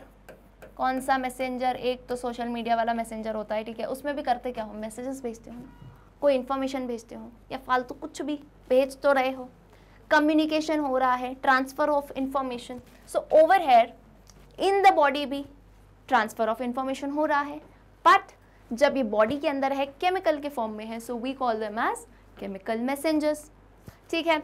हॉर्मोन्स क्या होते हैं, इंफॉर्मेशनल मॉलिक्यूल्स होते हैं, यानी कुछ ना कुछ बेटा ये इंफॉर्मेशन लेके जाते हैं। ये रिलीज क्यों हुए थे? नंबर 1, सबसे पहले तो कहानी पीछे आ जाओ, स्क्वायर वन पे, बोलते हैं ना, बैक टू स्क्वायर वन। क्यों रिलीज किए थे हॉर्मोन्स? बिकॉज आपको कुछ ना कुछ तो काम था, टारगेट ऑर्गन को कुछ ना कुछ तो इंफॉर्मेशन देनी थी, तो वो किसने काम किया? वो किया हॉर्मोन्स ने काम, ठीक है। Hormones are informational molecules secreted by specialised ductless endocrine glands. अब तो नहीं भूलोगे ना, डक्टलेस होते हैं endocrine glands in specific part of the body, body के एक स्पेसिफिक पार्ट में, और वो किस में रिलीज कर देंगे, ब्लड स्ट्रीम में। क्यों होते हैं? क्योंकि कोई भी इंटरनल या एक्सटर्नल एनवायरनमेंट में चेंज होता है, रिस्पॉन्स आता है। इसको और क्लियरली जो है अपन समझेंगे, इसको और क्लियरली जो है ना नेक्स्ट सेशन में एक एक हार्मोन जब आप कवर करोगे, लाइक फॉर इंस्टेंस, क्योंकि हम ये पार्ट पढ़ चुके हैं तो मैं आपको बता सकती हूँ, ठीक है। We have already studied, I hope you remember, excretion in humans, ठीक है बेटा, क्योंकि एक एग्जाम्पल से समझाऊंगी ना तो थोड़ी कहानी आसान हो जाएगी, ठीक है ना। मेरा तो काम ही है कहानी को आसान करना आपके लिए। तो एक्सक्रीशन इन ह्यूमंस जब हमने देखा था तो किसकी कहानी थी? किडनीज की कहानी थी, ठीक है। किडनी का फंक्शनल सेल कौन सा होता है बेटा? नेफ्रॉन। किडनी का फंक्शनल सेल कौन सा होता है? नेफ्रॉन, ठीक है। अब नेफ्रॉन है ये, ठीक है। नेफ्रॉन का स्ट्रक्चर याद है? नेफ्रॉन के स्ट्रक्चर में थोड़ा लास्ट में आओ, थोड़ा लास्ट में आओ। कहाँ पे आओ? यहाँ पे। जब डीसीटी और कलेक्टिंग डक्ट की कहानी देखी थी हमने, डीसीटी और कलेक्टिंग डक्ट की कहानी हमने देखी थी। ये था DCT, distil convoluted tubule, distil convoluted tubule. और ये क्या था? This was the collecting duct. यहाँ से जा रहा था यूरिन, जो यूरिन बन गया कलेक्ट होके जा रहा था इस डक्ट से, ठीक है। ये एंड तक की कहानी है। ये तो फिर यहाँ पे बता देती हूँ यार, फिर बोलोगे मैम याद नहीं आया। अब तो समझ जाओगे प्लीज़। लूप ऑफ हेनली, हाँ उल्टा बना रही हूँ मैं, इधर से चल रही हूँ कहानी। लूप ऑफ हेनली आया था, फिर यहाँ पे अगेन कौन आया था? पीसीटी, और यहाँ से होते हुए जो है आ गया था हमारा glomerulus. Okay, I hope it's very clear. अब मैं आगे का नहीं बना रही हूँ, अभी रुक जाओ, ठीक है। बॉमन्स कैप्सूल, सॉरी ये बॉमन्स कैप्सूल है, ग्लोमेरुलस अंदर आएगा, वो नहीं बना रही हूँ, ठीक है। इधर देखो, ये है डीसीटी वाला part, you have to only focus on this part ना। ये वाले पार्ट की कहानी है, देखो। अब ये डीसीटी है, कलेक्टिंग डक्ट है, ठीक है। तो हमने एक बात कही थी कब? जब पानी की कमी होती है बॉडी में। क्या होती है? पानी की कमी होती है, वाटर शॉर्टेज लिख सकती हूँ, वाटर शॉर्टेज बॉडी में। तो क्या होता है? ये जो हमारे किडनीज होते हैं ना, इनको हम पे भरोसा नहीं है। अच्छे से सुनना, मज़ेदार कहानी है। जो हमारे किडनीज होते हैं इनको हम पे भरोसा नहीं है, दे डोंट ट्रस्ट अस। बोलो मैम भरोसा का आएगा? तो क्या होता है, इन्हें लगता नहीं है कि अभी तक तो इसने पानी नहीं पिया है, बहुत कम पानी पी रहा है, तो अब भी भरोसा नहीं है पिएगा या नहीं। तो एक काम करते हैं, हम अपना जुगाड़ खुद कर लेते हैं। होता है ना कि if you are dependent on someone और ऐसा लगता है कि यार ये काम नहीं करेगा, तो अपना काम खुद ही कर लो। So over here as well, हमारी बॉडी में जो ये किडनी है, इसका सेल है नेफ्रॉन, इसका डीसीटी और कलेक्टिंग डक्ट कहता है देखो अपन को ही कुछ करना पड़ेगा, पानी की कमी है, और यूरिन में वैसे ही इतना पानी निकाल दोगे कैसे काम चलेगा? बॉडी में वाटर शॉर्टेज हो जाएगी, बाकी रिएक्शंस में दिक्कत आती है ना, बिकॉज वाटर मीडियम रहता है काफ़ी, मतलब मोस्ट मैक्सिमम रिएक्शंस का मीडियम क्या होता है? वाटर। इसकी तो ज़रूरत है। तो क्या होता है देखो अच्छे से, एक हार्मोन रिलीज होता है जो हमारा पिट्यूटरी ग्लैंड है, वहाँ से एक हार्मोन रिलीज होता है, पिट्यूटरी ग्लैंड, हाँ एक हार्मोन रिलीज होता है जिसका नाम होता है क्या? ADH कह लो, एंटी डायूरेटिक हार्मोन, और कह लो वैसोप्रेसिन। आगे आएगा बिकॉज हम ऑलरेडी देख चुके हैं ये कहानी, और उस टाइम भी बताया था मैंने, अब समझ आएगा।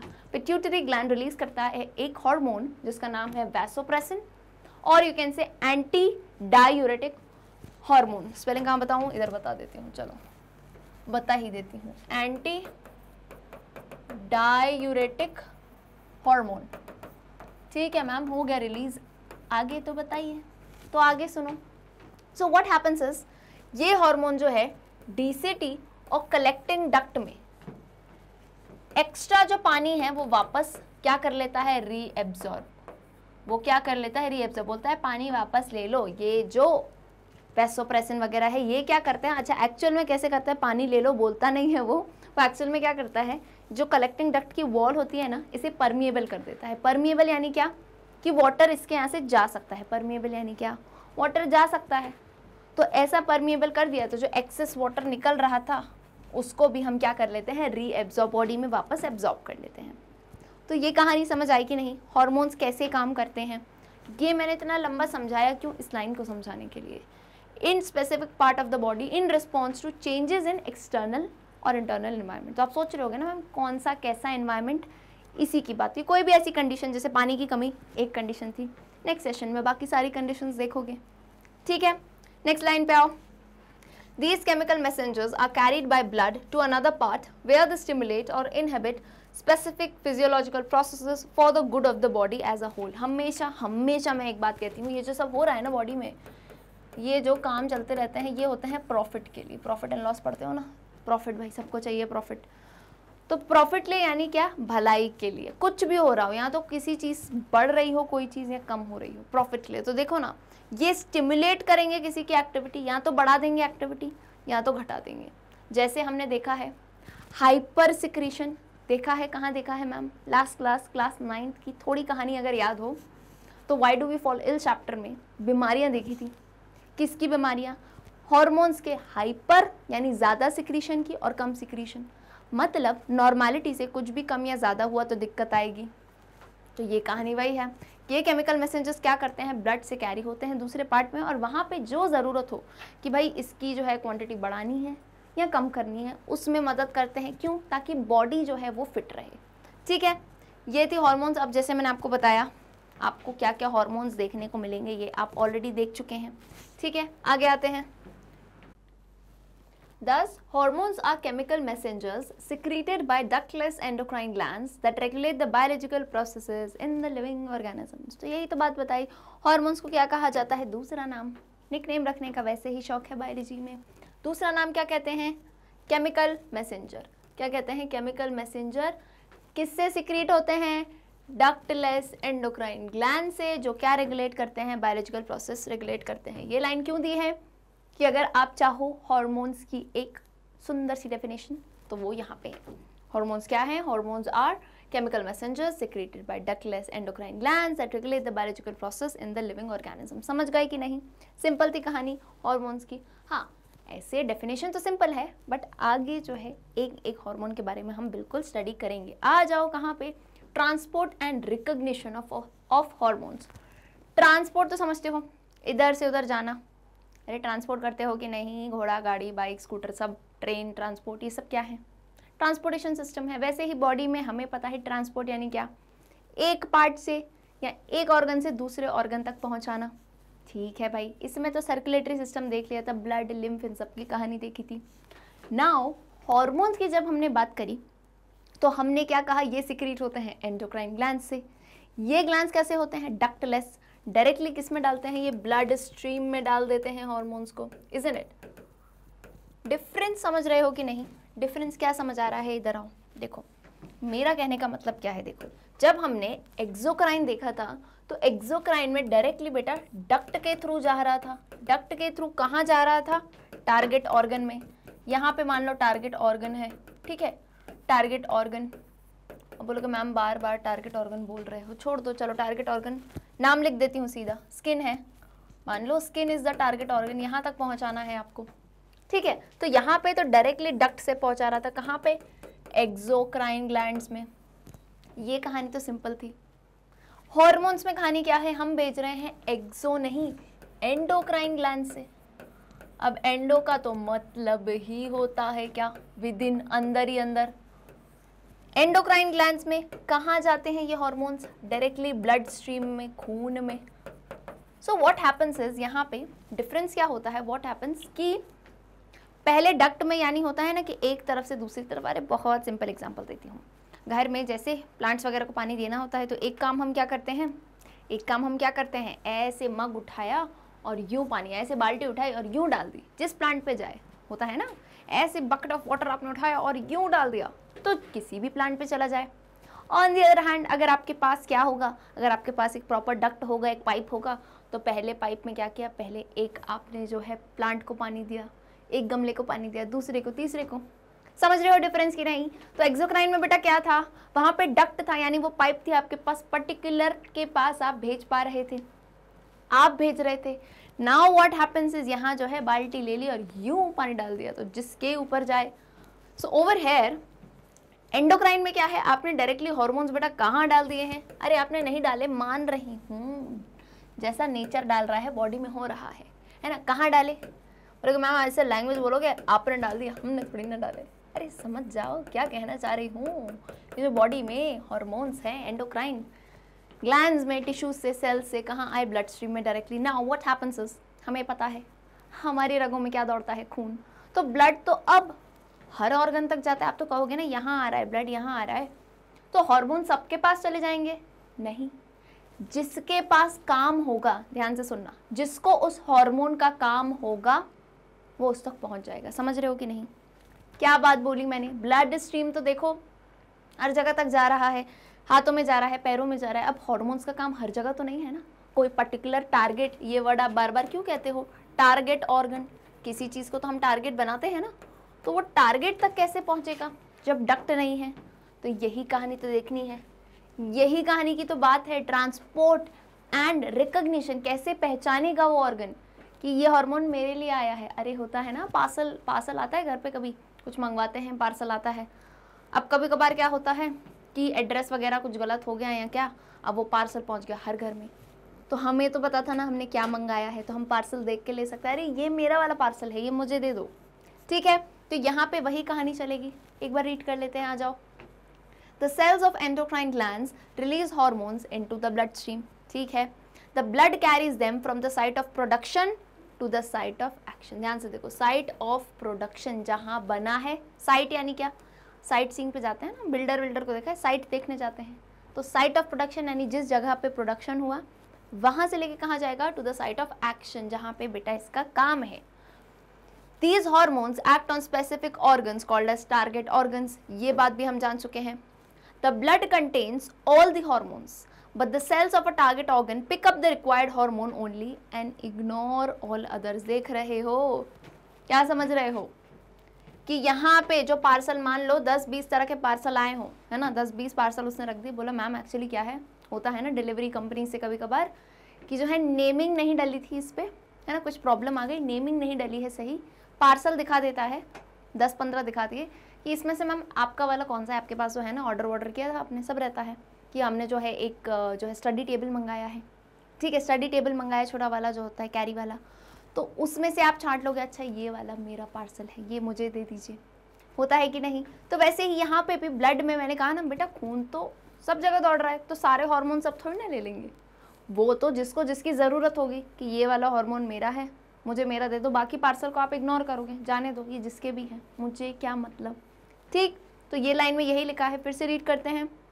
The blood contains all the hormones but the cells of a target organ pick up the required hormone only and ignore the all others. बाकी सबको ये क्या करेंगे? Ignore. An important question that comes to our mind is how does the target cell recognize its appropriate hormone? कितनी सही बात है, एक इम्पॉर्टेंट क्वेश्चन। चलो बोलो ये तो मैम इंसानों की बात थी, हमारे पास तो वो ऐप था जिससे हमने मंगाया था, हमें पता भी था ऑर्डर क्या है, ये तो ऑर्गन्स हैं, इनको कैसे पता, इनको कैसे पता कौन सा हार्मोन क्या है? इतना दिमाग तो सिर्फ हमारे पास है, इनके पास कैसे होगा? तो बेटा इतना समझ जाओ कि ये हमारी ही बॉडी है, कैसे फंक्शनिंग चलती है। देखो यहाँ पे भी बैठा है कोई, कौन बैठा है? जिसका नाम है दिख रहा है ये रेड में, receptor. The answer to this question is that the target cell has on its surface or in its cytoplasm a specific protein molecule called as a receptor. यानी क्या? इनके यहाँ तो सरफेस पे बाहर ही या साइटोप्लाज्म के अंदर एक स्पेसिफिक प्रोटीन बैठा रहता है, जो ये काम होता है ना, जैसे गार्ड बैठा रहता है कि हाँ आने दो, ये अपने घर का ही इंसान है, नहीं नहीं ये घर का नहीं है, इसको नहीं आने देंगे, होते हैं कि नहीं? तो वैसे ही यहाँ पे जो प्रोटीन मॉलिक्यूल है वो क्या करेगा? स्पेसिफिक रहेगा, उसको पता है कि इसी को अंदर आने देना है, यही अपना हार्मोन है बेटा। ठीक है, समझ गए? The answer to this question is the target cell has, दोनों जगह हो सकता है, याद रखना। सरफेस पे, सरफेस कैसे समझते हो भाई? देखो ना, ये अपन यूजुअली सेल बनाते हैं, ठीक, सेल बनाते हैं। अब ये अंदर का तो हो गया साइटोप्लाज्म, या तो आपको यहाँ पे दिखेगा प्रोटीन मॉलिक्यूल, कहाँ पे? यहाँ पे दिखेगा, सरफेस पे मिलेगा प्रोटीन मॉलिक्यूल, या फिर ये जो है साइटोप्लाज्म के अंदर भी मिल सकता है, दोनों जगह पे। तो ऐसा नहीं है एक ही चीज़ को आप समझो कि भाई हमेशा जो है सरफेस पे ही खड़ा, नहीं, थोड़े अंदर आओगे साइटोप्लाज्म में तब भी दिख सकता है। कौन सा? स्पेसिफिक प्रोटीन मॉलिक्यूल, उसका नाम क्या होता है? नाम ही तो इम्पोर्टेंट है, रिसेप्टर। जैसे हमने नर्वस सिस्टम में देखे थे सेंसरी रिसेप्टर्स, किस किस को याद आ गए? टाइप्स ऑफ सेंसरी रिसेप्टर देखे थे, लाइक गर्मी ठंडी जैसे लगती है तो कौन से रिसेप्टर्स होते हैं? Thermo receptors. ऐसे ही उसी टाइप से ही हॉर्मोन्स के लिए भी रिसेप्टर होते हैं सेल के सरफेस या साइटोप्लाज्म में। ठीक है, the receptor can recognise and pick out the specific hormone capable of acting in that cell. Non-target cells on the other hand lack these receptors. समझ रहे हो? क्या समझ रहे हो? नॉन टारगेट सेल मतलब जिन पे टारगेट नहीं है उनमें ये रिसेप्टर होंगे ही नहीं। कितनी ऑब्वियस सी बात है, मतलब बहुत ही ईजी बात है, कुछ भी नहीं है इसमें। जिन पे टारगेट नहीं होगा उन पे ये सेल्स होंगे ही क्यों? क्योंकि उनको कुछ रिसीव ही नहीं करना, उनको लेना देना ही नहीं है, कहते हैं ना, कुछ लेना देना ही नहीं है, तो उनके पास क्यों होंगे ये रिसेप्टर? क्यों फालतू में दोगे? जिनका टारगेट है, जिन तक पहुंचाना है, उन्हीं के पास तो होगा रिसेप्टर। Is it clear? जैसे कि फॉर इंस्टेंस पैकेज आपने मंगाया है, अब पड़ोसी के पास थोड़ी ना होंगे, पड़ोसी के पास थोड़ी ना वो ऐप होगा, वो डिटेल होगी कि ये पार्सल आना है, वो तो आपके पास ही होगा ना, उसको क्या करोगे दे के भाई? तो सिमिलरली इसी केस में टारगेट ऑर्गन जो है, जहाँ तक पहुँचनी है चीज़, उसके पास होता है रिसेप्टर। नॉन टारगेट सेल्स में रिसेप्टर नहीं होते। क्लियर है? बिल्कुल, बहुत ही ईजी सी बातें हैं, बट क्या है ना, जब पूरा एंडोक्राइन अपन ग्लैंड सिस्टम पढ़ेंगे तब फिर मैं छोटी छोटी डिटेल्स नहीं बताऊंगी कि रिसेप्टर क्या है, ये क्या है, बिकॉज अब आप समझ जाओगे। ठीक है, चलो भाई आगे आओ। Therefore they do not respond to the circulating hormones। ऐसा होता है ना, किसी को इग्नोर करते हैं, जैसे कोई बहुत ही परेशान करता है, इरिटेटिंग एलिमेंट, तो हम कभी कभार इग्नोर करते हैं कि जो कर रहा है इसे करने दो, है ना। तो वैसे ही यहाँ पे जो नॉन टारगेट सेल्स हैं उनको कोई मतलब नहीं है, तो तुम 100 हार्मोन भी ला के रख दो, उनको कुछ नहीं है, वो देखेंगे भी नहीं, वो इग्नोर करेंगे, क्योंकि उनके पास रिसेप्टर है ही नहीं। ठीक है, a hormone now binds to specific receptor. अब क्या कहानी हुई, अब वो पहुंच गया, कौन? वो हार्मोन कहाँ पहुंच गया बेटा? टारगेट सेल पे। टारगेट सेल या ऑर्गन मान लो, सेल ले लेते हैं। इन ना छोटी छोटी चीज़ों में प्लीज़ कंफ्यूज मत हुआ करो कि सेल है, टिश्यू है, ऑर्गन है, कुछ भी ले सकते हो ना। ऑर्गन बोल दो, ऑर्गन के अंदर क्या होगा? टिश्यू होगा, टिश्यू के अंदर सेल होगा, तो मैंने ले लिया सबसे छोटी फंडामेंटल यूनिट सेल। तो टारगेट सेल तक मान लो हार्मोन पहुंच गया, अभी मान लो ना पहुंच गया। अब हार्मोन क्या करता है? स्पेसिफिक रिसेप्टर से बाइंड करता है। यहाँ पे आ गया, टारगेट सेल पे आया है, अब टारगेट सेल पे बैठा हुआ है, ये हमारा चेकिंग करते हैं ना, चेकिंग आईडी कार्ड वगैरह, स्कूल में जाते हो ना, आईडी कार्ड या बस पास ऐसे चेक करते हैं, तो रिसेप्टर बैठा हुआ है टारगेट सेल पे। ठीक, ये बैठा हुआ है। अब कौन आया? हीरो की एंट्री हुई। कौन है यहाँ पे? Hero. Hero is hormone. Hero कौन है यहाँ पे? हार्मोन है। हार्मोन ने एंट्री ली। अब हार्मोन पता है क्या कहता है?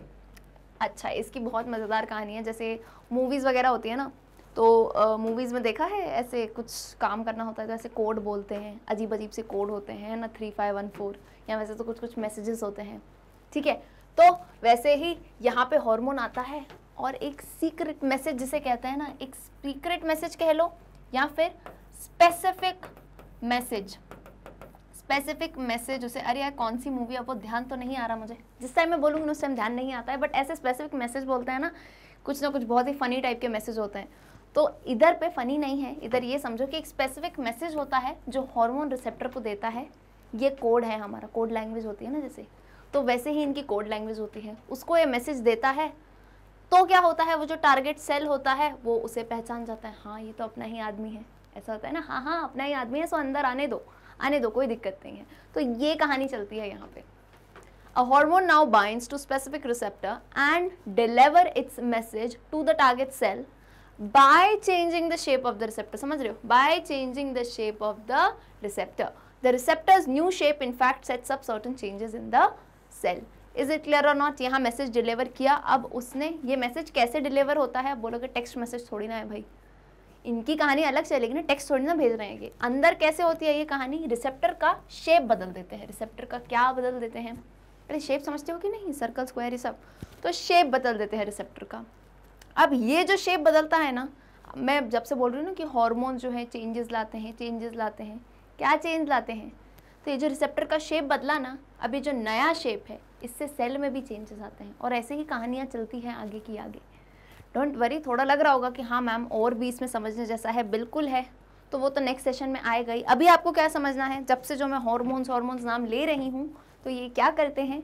स्पेसिफिक मैसेज देते हैं, रिसेप्टर का शेप चेंज करते हैं, उसका शेप चेंज करोगे तो सेल का भी चेंज होगा, और ऐसे ही हार्मोन्स के रिलीज से चेंजेस आते हैं पूरी बॉडी में। एक सेल मतलब बोलते हैं ना, एक इंसान सुधरेगा तो 10 सुधरेंगे, 100 सुधरेंगे, हज़ारों सुधरेंगे, ठीक है।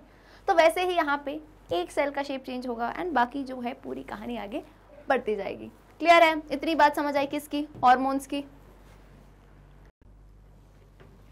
Characteristics of hormones. अब हार्मोन्स के कुछ जनरल कैरेक्टरिस्टिक जानते हैं। जैसे इतना तो बता दिया, ठीक है भाई, इनका कुछ तो काम हो रहा है, इनको रिलीज क्यों किया गया, कहीं ना कहीं टारगेट ऑर्गन में ज़रूरत थी। तो अब ये कैसे कैरेक्टरिस्टिक फॉलो करते हैं, बिकॉज आगे जो है पूरी स्टोरी हॉर्मोन्स की आएगी। So let's read a few characteristics of them. General characteristics of hormones are listed below. Let's read number 1. The hormones are secreted by living cells to act as chemical messengers. Very obvious. Hormones किससे release होता है? Living cells से। अरे जब living organisms के cell हैं तो living cells ही होंगे। किस वे में, क्या ज़रूरत है इनकी? मैसेंजर की। कोई ना कोई ये जो है बोलते हैं ना संदेशा लेके आया है, कोई ना कोई मैसेज, कोई ना कोई इन्फॉर्मेशन लेके आया है। केमिकल कंपाउंड्स होते हैं इसलिए इन्हें कहते हैं chemical messenger. Crystal clear. Point number 2. They are organic compounds of diverse nature. छोटा सा पॉइंट है, बहुत ज़्यादा इंपॉर्टेंट है। ऑर्गेनिक कंपाउंड्स होते हैं ये, केमिस्ट्री में आप ऑलरेडी पढ़ते हो, डिफरेंट टाइप के कंपाउंड्स होते हैं, उसी में से एक होते हैं ऑर्गेनिक कंपाउंड्स। ऑर्गेनिक केमिस्ट्री पढ़ते हो, कार्बन के जो कंपाउंड्स होते हैं यूजुअली, ठीक है। तो ऑर्गेनिक कंपाउंड्स होते हैं, ठीक है, ये तो समझ गए। डाइवर्स नेचर क्या होता है?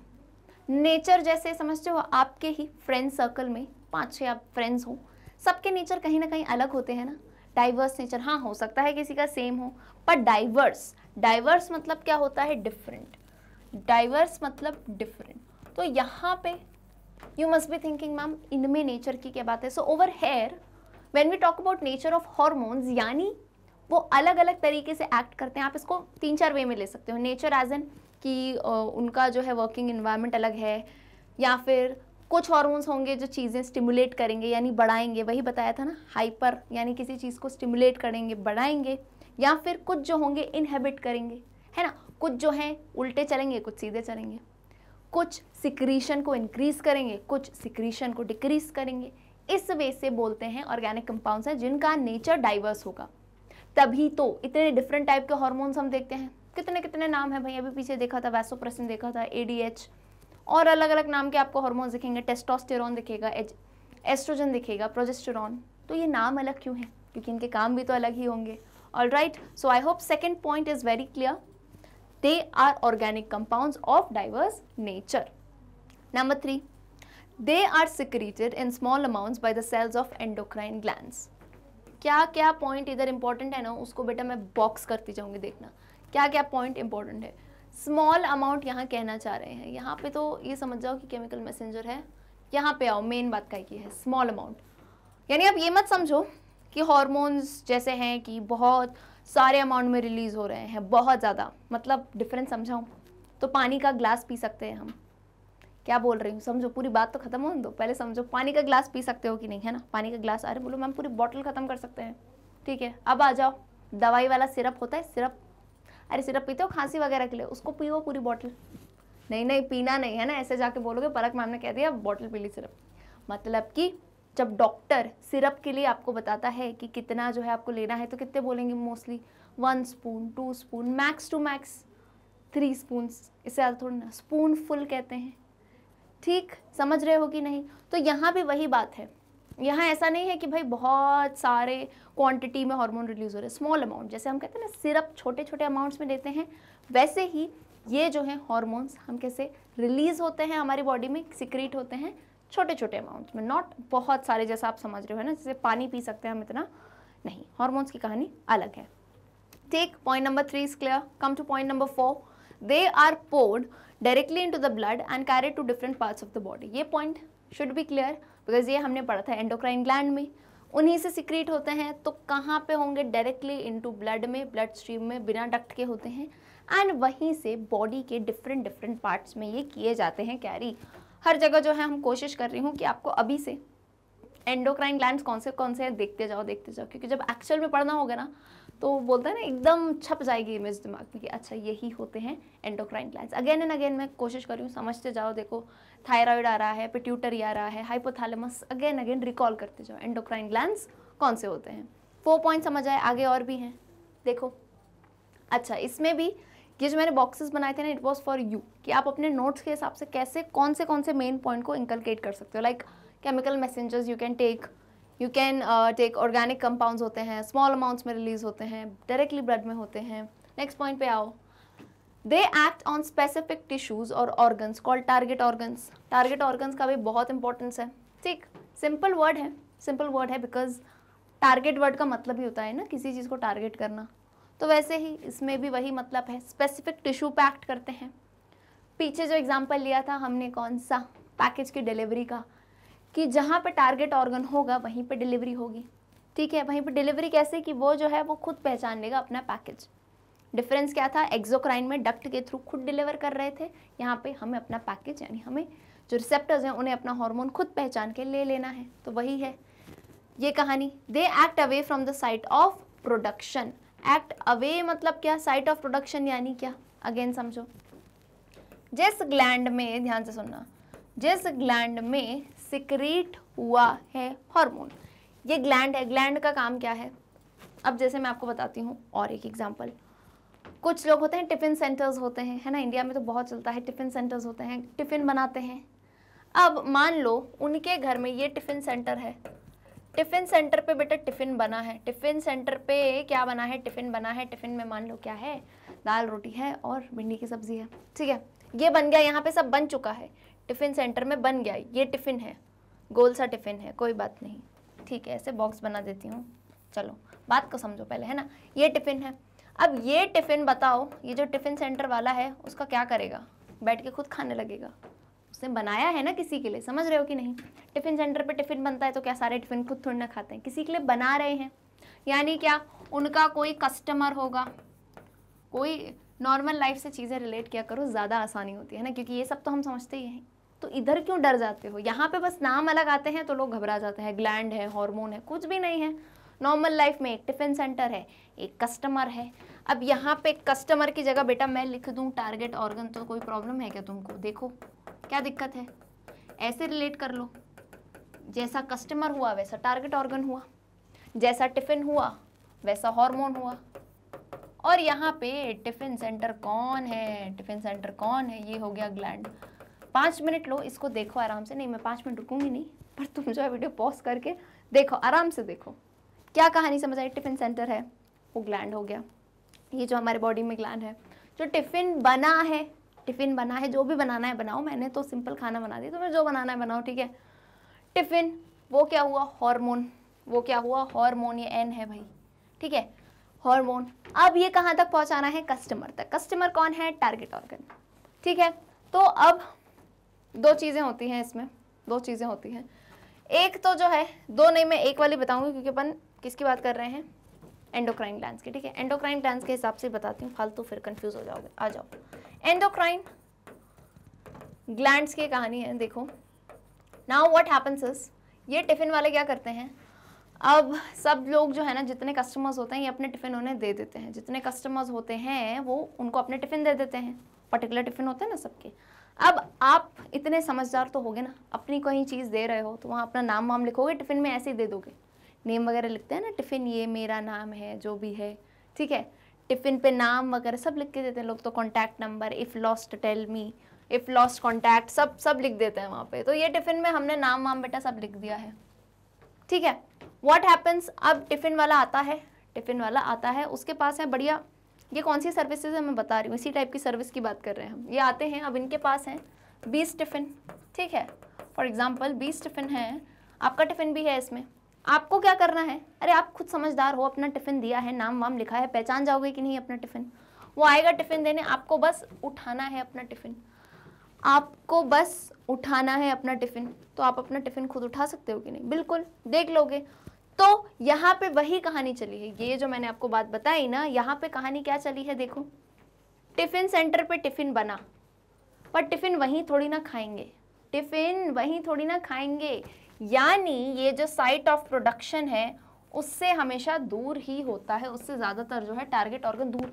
अब दूर मतलब 1 किलोमीटर नहीं, इधर उधर कहीं दूसरे पार्ट ऑफ बॉडी में प्रेजेंट होगा। क्लियर है कि नहीं, बस इतना बताओ मुझे, क्या बात बोली मैंने, फिर से देखो। टिफिन सेंटर को मैं ग्लैंड कहती हूँ, तो और क्या एक वर्ड और यूज़ कर सकती हूँ कि नहीं, इसे मैं कह सकती हूँ साइट ऑफ प्रोडक्शन, यानी जहाँ पे टिफिन बना है, जहाँ पे टिफिन बना है, टिफिन क्या है, हार्मोन, साइट ऑफ प्रोडक्शन है। टारगेट ऑर्गन क्या हुआ, टारगेट ऑर्गन हो जाएगा site of action. Okay, I hope now it's very very clear, ठीक है। तो ये लाइन क्या कह रही है, अब देखो, पहले तो ये देख लो, ये समझ जाओ, अब इधर आओ। What is this line, point number 6, पहले तो बता दिया टारगेट ऑर्गन क्या है। Now they act away from the site of production, hormone site of production से दूर ही एक्ट करते हैं, ठीक है, यही लाइन बताई मैंने। 7th आओ, the hormones may accelerate or inhibit specific physiological processes, they neither act as building material nor provide energy. इन सब में से पहले तो हम देख चुके थे, अब ये सबसे इंपॉर्टेंट पॉइंट है। कैसे? दो वर्ड्स देखो यहाँ पे, एक्सिलरेट और इनहेबिट।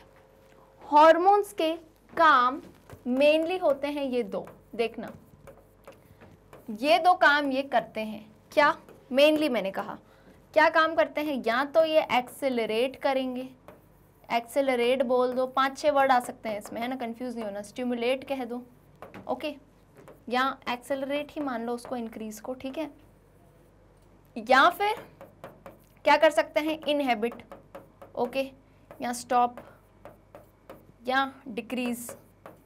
चलो सिनोनिम में लिखती जाती हूँ भाई, नहीं तो कंफ्यूज हो जाओगे। आओ अब हॉर्मोन्स, मैं जो कह रही हूँ हॉर्मोन्स टारगेट ऑर्गन तक पहुँचते हैं तो इनका काम क्या होता है, मेन काम इनके दो होते हैं, या तो किसी चीज़ को ये बढ़ावा देंगे, एक्सेलरेट करेंगे, स्टिमुलेट करेंगे, या फिर जो चीज़ ऑलरेडी हो रही है उसको इनहेबिट, स्टॉप करने का या कम करने का काम करते हैं, ठीक है। या तो किसी चीज़ को बढ़ा रहे हैं, या किसी एक्टिविटी को बढ़ा रहे हैं, रिएक्शन को बढ़ा रहे हैं, मेटाबॉलिज्म को बढ़ा रहे हैं, या फिर कम कर रहे हैं।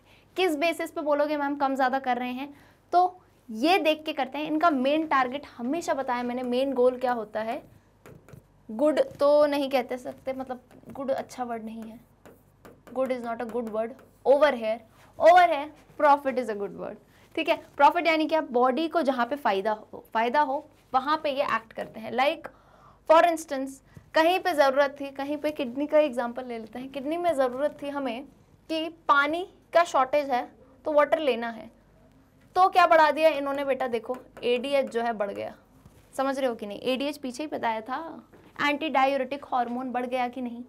क्यों बढ़ा, ये इसलिए बढ़ा क्योंकि पानी की शॉर्टेज थी, तो पानी वापस रीअब्जॉर्ब होगा। अब समझो कि पानी बहुत ज़्यादा है, बहुत अच्छा इंसान है, बहुत ज़्यादा पानी पीता है पूरे दिन में, तो क्या होगा, ADH का रिलीज इनहेबिट होगा या कम हो जाएगा, क्योंकि पानी बहुत है तो एक्स्ट्रा पानी चला जाएगा, कोई दिक्कत नहीं है हमको, है ना, जाने दो, ठीक है। Is it clear or not? तो बॉडी के प्रॉफिट के लिए डिफरेंट कंडीशंस में ये एक्ट करते हैं। सो यही तो कह रहा है 7th पॉइंट, क्या कह रहा है, द हार्मोन्स में एक्सिलरेट और inhibit specific physiological processes. Again ये काम हो गया। दूसरी बात क्या है, ये ना तो बिल्डिंग मटेरियल है ना एनर्जी प्रोवाइड करते हैं। कौन सी इमारत बन रही है मैम, बिल्डिंग मटेरियल मतलब समझा करो, ये खुद से कुछ नहीं करते। जैसे आप एंजाइम्स वगैरह देखते हो, एंजाइम्स रिएक्शन को एक्सेलरेट करते हैं या कम करते हैं, उसमें पार्ट नहीं लेते हैं, है ना, उसमें ऐसे मतलब बोलते हैं ना, कुछ लोग होते हैं जो किसी चीज़ में डूब ही जाते हैं, बिल्कुल नहीं, नॉर्मल रहते हैं। वैसे ही यहाँ पे हॉर्मोन्स, ना कि हॉर्मोन्स आपको एनर्जी प्रोवाइड करेंगे, ना ही ये कुछ जो है ना बॉडी बिल्डिंग में मदद करते हैं आपको। बॉडी बिल्डिंग यानी क्या, सेल ग्रोथ वगैरह, ठीक है, सब जिम पे चले जाते हो। बॉडी बिल्डिंग यानी क्या, सेल ग्रोथ की बात हो रही है यहाँ पे। इन सब में मदद नहीं करते हैं, ये इनमें इंक्लूड नहीं होते हैं। इनका सिर्फ काम क्या है, जो ऑलरेडी चल रहा है, इनका काम क्या है, जो ऑलरेडी चल रहा है उसको या तो ये एक्सेलरेट करेंगे या फिर इनहिबिट करेंगे। कौन, ये hormones. Okay, I hope this point is very clear. Let's come to point number 8। They are often used up in their regulatory action. Often इन्हीं को इन्हीं के रेगुलेटरी एक्शन में यूज किया जाता है। ये मजेदार पॉइंट है, इसको अच्छे से सुनना, है ना, बहुत छोटी लाइन है पर इसको समझो। They are often used up in their regulatory action. What happens is, इसका मैं एग्जांपल बहुत ही बढ़िया देती हूँ। जैसे आ जाओ, बहुत ही मस्त एग्जांपल है, घर में होती हैं, ठीक है, मम्मी पापा है, अभी मम्मी को ले लेते हैं अपन, मदर, ठीक, मदर है, फिर है ओल्डर सिस्टर, ओल्डर या एल्डर कह सकते हो। अबे ओल्डर मतलब बुढ़ी नहीं होता है, ओल्डर मीन्स बड़ी बहन, एल्डर सिस्टर लिख देती हूँ, बेटर रहेगा, ठीक है, एल्डर सिस्टर। फिर ब्रदर है, बीच वाला भाई होता है एक, है ना, और सबसे छोटा वाला भाई यंगर ब्रदर। देखो अभी क्या कहानी चल रही है, समझो, बहुत ही आसानी से समझा दूंगी, ठीक है। हाँ, ये तो किसी की फैमिली साइकिल भी हो सकती है, बड़ी बहन, बीच का भाई, सबसे छोटा भाई, ठीक है। अब मम्मी क्या करती हैं, मदर्स, सबसे पहले किसको उठाती हैं, सुबह हो गई, सबसे पहले किसको उठाया, बड़ी बहन को, ठीक है, क्योंकि उसका स्कूल जाने का टाइम थोड़ा जल्दी था, उसको पहले उठा दिया, ठीक है। बड़ी बहन उठ गई, अब क्या है, बड़ी बहन उठ जाती है। बड़ी बहन वैसे ही बहुत रिस्पॉन्सिबल होती है हर घर में, ठीक है। Okay, so I should take the credit, I am also the elder sister, ठीक है। तो समझ जाओ ये बड़ी बहन उठ गई, बढ़िया है ना, वो अपना रेडी हो रही है। मतलब मम्मी ने इसको उठाया मान लो 6 बजे, सुबह के 6 बजे उठा दिया, इसका टाइम हो रहा है। अब छोटे भाई को मम्मी नहीं उठाएंगी, मम्मी ने क्या किया, मम्मी ने अपना काम कर दिया, उन्होंने उठा दिया एल्डर सिस्टर को। Now what happens is elder sister she is doing her work as well. Now time क्या आ जाता है, टाइम मान लो आ जाता है 6:30 AM। टाइम क्या हो जाता है 6:30, 6:30 बज जाते हैं। तो अब बहन तो उठ ही चुकी है, तो मम्मी क्या कहती हैं, ये काम करो, उसको उठा दो, छोटे वाले को उठा दो, नहीं बीच वाले भाई को उठा दो, बीच वाले भाई को उठा दो, ठीक है। तो एल्डर सिस्टर ने क्या किया, मम्मी ने नहीं उठाया, वो उनका काम हो गया, उन्होंने उठा दिया एल्डर सिस्टर को। She woke her up. Now Elder sister उठाएगी बीच वाले भाई को, पानी वानी डाल के उठाते हैं भाइयों को, बढ़िया उठ, टाइम हो गया है, जल्दी जाना है, ठीक है। 6:30 AM पे उठाया। अब यंगर ब्रदर को कौन उठाएगा, सबसे छोटे भाई को। सबसे छोटे भाई को दोनों में से कोई भी उठा सकता है, बड़ी बहन उठाए या भाई उठाए, ठीक है। इसको हम उठाते हैं आराम से 8 बजे, क्योंकि ये छोटा भाई है, सबसे छोटा भाई है, ठीक है। इसको कोई जल्दी नहीं है, आराम से प्ले स्कूल में जाता है ये तो, ठीक है। बोलो मैम, मज़ा तो बहुत आया कहानी में, लेकिन आप बताना क्या चाह रहे थे, अब समझना अच्छे से, पूरा कॉन्सेप्ट यहीं पे छुपा हुआ है, कोई टाइम पास नहीं कर रहे थे हम। कम है, मदर है, मान लो मदर एक ऐसा हार्मोन है, मान लो ये एक ऐसा हार्मोन है जो दूसरे हार्मोन को जगाता है। कितना प्यारा एग्जांपल है, देखो देखो देखो उसको, देखो जितनी देर देखना है देखो, समझने की कोशिश करो। ये जो मैंने मदर ली है ना, this is one type of hormone. ये खुद एक हार्मोन है जो दूसरे हार्मोन को जगाता है कि जागो भाई, कि जागो भाई, तुम्हें काम पे जाना है। कहाँ काम पे, कहाँ, टारगेट ऑर्गन के पास जाना है। समझ रहे हो कि नहीं। Mother is a hormone which wakes up या stimulates another hormone which in turn अपनी एक्टिविटी करता है, कहाँ जाके, टारगेट ऑर्गन के पास। कहाँ जाके, टारगेट ऑर्गन के पास। क्लियर है कि नहीं। देखो, क्योंकि इन द नेक्स्ट सेशन ये कहानी बहुत इंपॉर्टेंट चलने वाली है, जब हम देखेंगे हाइपोथैलेमस जो ग्लैंड है उसमें जो हार्मोन्स आते हैं उनके नाम बड़े ही मज़ेदार हैं, नाम बड़े ही मज़ेदार हैं। क्योंकि आप जब देखोगे LHSH ऐसे नाम देखोगे, यानी ल्यूटिनाइजिंग हार्मोन है और उसी को स्टिमुलेट करने वाला भी हार्मोन है। मतलब हार्मोन को जगाने के लिए भी हार्मोन चाहिए यहाँ पे, ठीक है। हार्मोन, कुछ कुछ हार्मोन होते हैं सोते रहते हैं, उनको जगाने के लिए भी एक चाहिए। तो मदर हो गई एक हार्मोन, उन्होंने जगाया एल्डर सिस्टर को जो था दूसरा हार्मोन, अब वो उसने तीसरे को जगाया, या फिर हो सकता है कि वो डायरेक्टली टारगेट तक पहुंच गया, ठीक है। तभी ये 4 की कहानी दिखाई थी, बहुत ही आसानी से समझाती हूँ। अगेन प्रैक्टिकल लाइफ के जो एग्जांपल्स लेके चला करो, biology will be very very easy for you, पक्का बहुत ईजी हो जाएगी, ठीक है। ये समझ आया, मज़ा आया कि नहीं। चलो भाई आ जाओ। एंड मुझे ज़रूर ये बताना है ना, किसके घर में ये सेम कहानी चलती है, कमेंट करके बताओ मुझे, है ना, कि मेरे यहाँ भी होता है ऐसा, थोड़ा बहुत तो समझ सकती हूँ मैं, ठीक। चलो jokes apart, point number 8 is I hope very very clear. क्या है, they are often used up in their regulatory action, यानी एक दूसरे को ही जगाने में इन्हें यूज भी किया जाता है। तो हर बार आप ये नहीं कह सकते कि हार्मोन जो है टारगेट ऑर्गन तक ही जाएगा, ना, ये जो है अपने रेगुलेटरी एक्शन के लिए भी यूज होते हैं, एक हार्मोन दूसरे हार्मोन को स्टिमुलेट करने के लिए। ये पॉइंट ये कहना चाह रहा था, ठीक। 9th point, the hormones are generally slow in action, very important. Hormones chemicals होते हैं, तो इनकी एक्टिविटी, अब जैसे आपने बेटा नर्वस सिस्टम में देखा था, नर्वस सिस्टम में आपने देखा था ये जो इम्पल्सेस ट्रैवल हो रहे थे, इलेक्ट्रिकल इम्पल्सेस, अब ये कंपैरेटिवली, जैसे आप इलेक्ट्रिकल कहते हो, इलेक्ट्रिसिटी कितना आसान है, अभी बैठे हो घर वर में तो उठो आसपास, फैन का बटन ऑन करो, फैन चालू, लाइट का बटन ऑन करो, लाइट चालू, ऐसे यहाँ आपने क्लिक किया और वहाँ वो चालू हो गई। हाँ, कुछ कहेंगे कि हमारी लाइट तो फड़फड़ा रही है, तो वो आप चेक करा लेना, बट यूजुअली तो ऐसा होता है ना, you just press the button, switch on करो, लाइट चालू। तो ये सब क्या था, इलेक्ट्रिसिटी। कितनी फास्ट ट्रैवल करती है electrical impulse. On the other hand अब हम कहाँ आए हैं, केमिकल कोऑर्डिनेशन पे। केमिकल्स जब एक्शन लेते हैं तो उसमें थोड़ा टाइम लगता है, it's not as quick as electrical impulse. जैसे कि रिफ्लेक्स एक्शन पढ़े थे हमने, तो क्या होता है, यहाँ मान लो कि ये बोर्ड गर्म है नहीं, पर मान लो कि है, तो यहाँ मैंने हाथ लगाया और एकदम से हाथ हटा दिया, तो इस टाइम पे जो है ना, ये इलेक्ट्रिकल इम्पल्स, इनकी एक्टिविटी ज़्यादा होती है, नर्वस सिस्टम की। Chemical coordination is basically hormones की कहानी, विच इज़ लाइफ लॉन्ग जैसे हम बोलते हैं ना कि प्यूबर्टी एडोलेसेंस आता है बॉयज़ एंड गर्ल्स में एट सम एज।